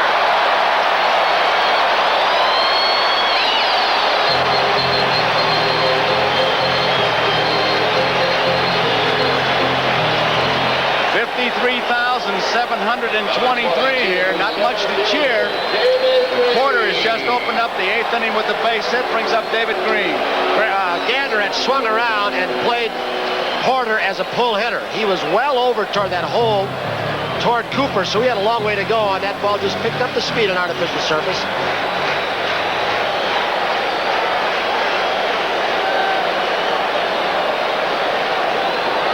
Green waiting. Foul ball, strike one. Joe, there are some sinker ball pitchers like Caldwell who they say shouldn't pitch an artificial surface. Tommy John is one who's a similar pitcher to Caldwell, who says he turns it around as a positive. He says, I love to pitch on it because the ball gets to my infielders faster. I can set up my infield for double plays.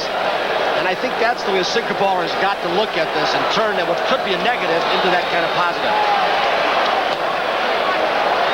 1 ball and 1 strike. 6-0, Milwaukee leading. Cooper's playing behind the runner at first base. There you see it. Right field. Charlie Moore going back near the wall, and he makes the grab. Charlie Moore makes the grab, taking an extra base hit away from David Green. For a young hitter, David Green has shown today that he can go with a pitch. He lined out the first earlier to Cooper. Moore was playing shallow. That is the part of the ballpark more toward the foul poles where the ball carries better than from right to left center field. He made an outstanding catch. Tony, that's where the warning track came into play, because Charlie Moore never did take his eyes off the ball, but he could feel himself leaving the artificial surface onto the warning track, and he just kept going until he made the play. That was just a great play by Charlie Moore. Oberkfell. Base hit, center field. Porter holds at second.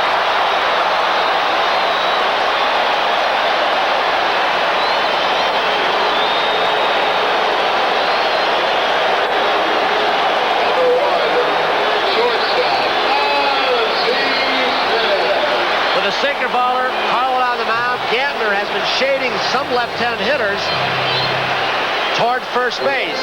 He did for Oberkfell. Oberkfell is basically not a pull hitter. I don't know if that was a slider that he got up and over the plate that he just drilled up the middle. So with 1 man out, here is Ozzie Smith. Base runners at first and second. Milwaukee leading 6-0. We're in the bottom of the 8th. Foul ball out of play, strike one.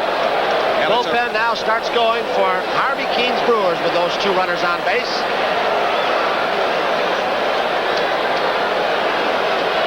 Well, this is a rare opportunity for the Cardinal fans. They have something to cheer about, trying to get something going. Right-hander Peter Ladd, left-hander Bob McClure. Line drive, right field. Moore is there, makes the catch. There are 2 outs. Well, Raleigh Fingers is not up right now. We showed you Ladd and McClure, but we asked Fingers before the ball game if he was able to pitch if needed today or during the series. Well, the injury that I have is I tore one of the flexor muscles here just off the elbow in my forearm. And it was black and blue for about 4 or 5 days, and it's still painful. I can throw, though, but for how long, I don't know. I can throw anywhere 20 to 25 pitches, and then it really starts bothering me. But I think I can go out there and get 1 or 2 outs if the occasion arises. Raleigh Fingers, who's been a big man in the bullpen for a couple of ball clubs. Hey, Joe, they've been saying that about fingers. He's been saying that for about 3 or 4 weeks, like it's a day-to-day thing. So apparently it's more serious than a pull or a tear. It's right near that tendon in the elbow. Well, there's no doubt that Peter Ladd is the big man out at bullpen for Harvey Keene these days. Ball 1 on Tommy Herr. There's a strike. 1 ball and 1 strike. 2 outs, 2 on. 6-0. Milwaukee leading, bottom of the 8th.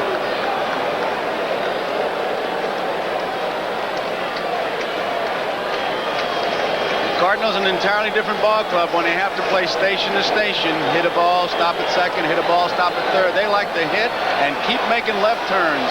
And there have been more balls in this inning hit in the air to the outfield than any other inning previous to this. There's another one, but Charlie Moore is there. And Charlie Moore is going to take care of the Cardinals in the bottom of the 8th. 2 base hits, 2 men left. But Mike Caldwell is the man of the hour as we complete 8 innings of play. It's the Milwaukee Brewers 6, the Cardinals nothing. Right now, the one thing you want most is an hot smash. Smith can't get it. Base runner Ogilvy coming around. He'll score, and it's 7-0 Milwaukee. Joe, as we see these balls during this ball game today, just getting out of the reach of Ozzie Smith, who covers probably as much ground as anybody at short in baseball, you wonder if the slight edge of not knowing the Brewers hitters is just costing him that one step where he can't get to a ball. He hasn't seen their swing before. Remember, these teams train in different sites in the spring, one in Arizona, one in Florida, so they don't see that much of each other. And Smith is so good at picking up the ball off the angle of the bat and anticipating, and he's come just that close to how many today? 4, 5? He just misses this. So we've got a break in the action here.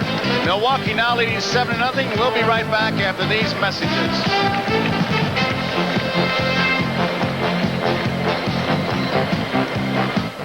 I've been hearing the so-called sports expert talk. Flotty is the new pitcher for the Cardinals, came over from Cincinnati, so let's get a teammate's view from Tom Seaver. Well, Joe, he came over from the Reds to the Redbirds over here and has done a good job for them. He's got a sinker and a slider, and he throws harder than he appears on the mound. And one thing this might do in a game which is 7-0 already, give this young man some experience which Whitey might be able to utilize later in the World Series. First pitch is hit over his head, and they do not get him. Tommy Herr barehanded the ball, but Charlie Moore beats it out. He's got his second base hit. Once again, it appears that the Brewers' speed and Charlie Moore, an ex-catcher, does run very well. So again, we're back to will the Cardinals adjust on this turf as it goes along and bring their middle infielders in a little more closely. This is a nice try. This kid is so good. I think the best double play combination in baseball right now, those two guys right out there. When Herr has his mobility, he's had some knee problems lately. Gantner fouls off the first pitch, strike 1.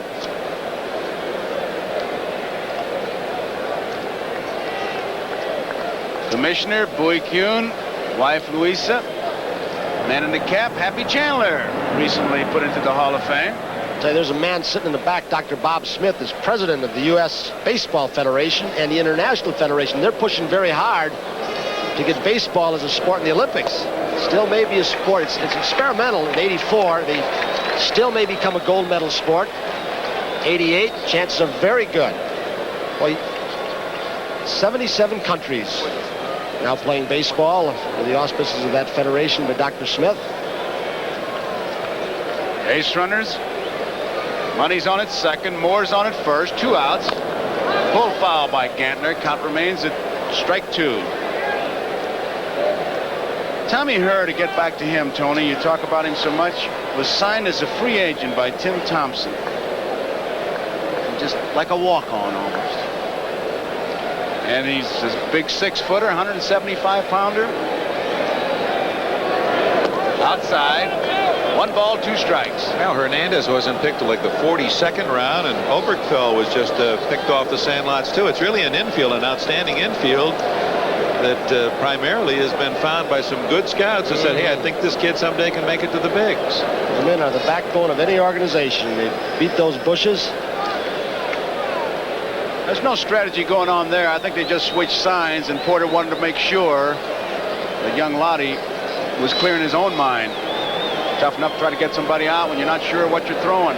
1 ball, 2 strikes, 2 outs. Pull foul. Count remains at 1-2. Little unfinished business because of the modesty of our colleague here, Tony. Only one other time in World Series history have we had players get 4 hits, more than one player get 4 hits in a game. We have 2 today. Molitor and Yount tonight, each with 4 hits. Back in 1946, the Cardinals and the Red Sox, Moses, Slaughter, Karowski, and Garagiola had 4 hits in the same game. There's the base. Proud of me. Here comes 1 run in. Here comes another run in. Gander is digging hard. He ends up at third base.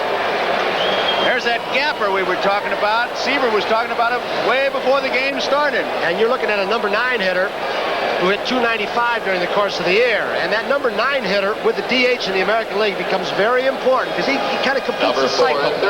Some instances he becomes that leadoff hitter at the end, and that is the reason that Molitor and Yount, hitting 1 and 2, have been able to drive in so many runs this year, because you've got a Gander down at the bottom of the lineup getting on base so often. Well, even with the speed of David Green, you can see that's an ordinary single on a grass turf, but it just rolls and rolls, and Green's speed couldn't shag it down cleanly. Triple. Foul tip. Strike 1. There are some people beginning to leave here in St. Louis. Bunch empty seats down in the lower box seats. Somewhat unusual for game number 1 of a World Series. Smith knocks it down. He's up. Here's a throw. It is not in time. Just missed him. Base hit. 1 more run scores. That's a 5th base hit. And it's a 10-0 ball game. So the team that was supposed to have the speed, the matchup speed against power into this World Series, we have seen the speed of the Brewers one more time, just beating the ball out. Again, there may be some adjustments made as this series goes on. And that's a World Series record. And it is. 5 hits in 1 game, a new record. 5 singles, 1 run scored. Yount takes a strike. Yount has 4 base hits. We've just seen a record set. He may just tie it with a base hit here if he gets it. As Harvey's wall bangers are banging it all over the place.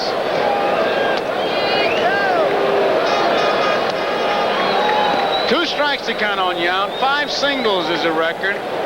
Well, the writers had a little fun calling them Harvey's wallflowers when they weren't winning. Not tonight. They came to the dance and stayed. Yount on the third base line, a foul ball.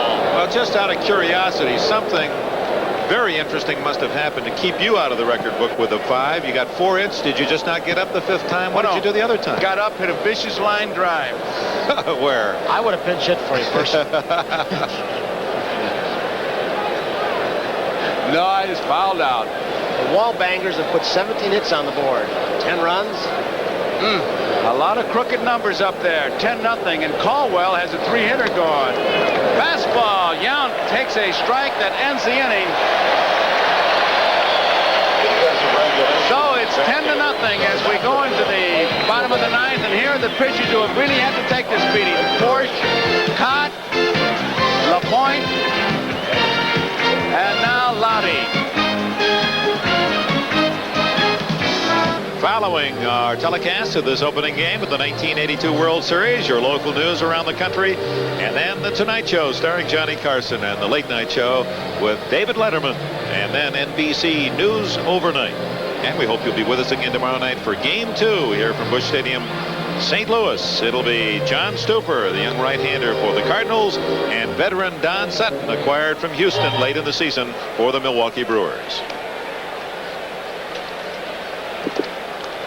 Well, living in Arizona, I got to say that they'll be seen at the regular time, except on the Pacific Coast and the Mountain Time zones, because we sit home in there in Phoenix, and we now I understand what I've been saying for all these years.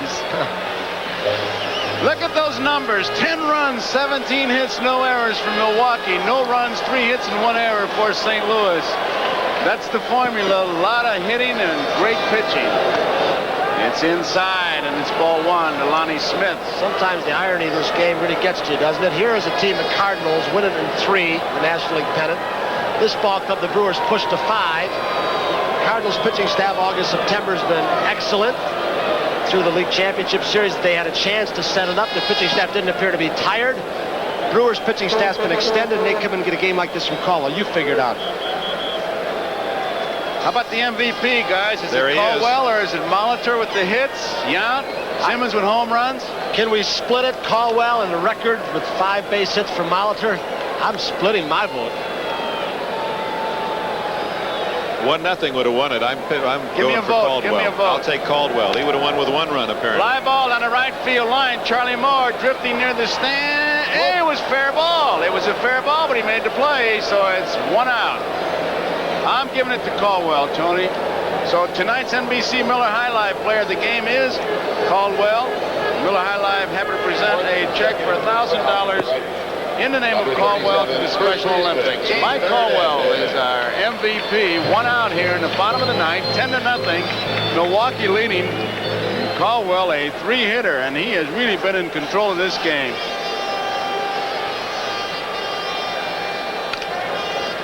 Bouncing ball.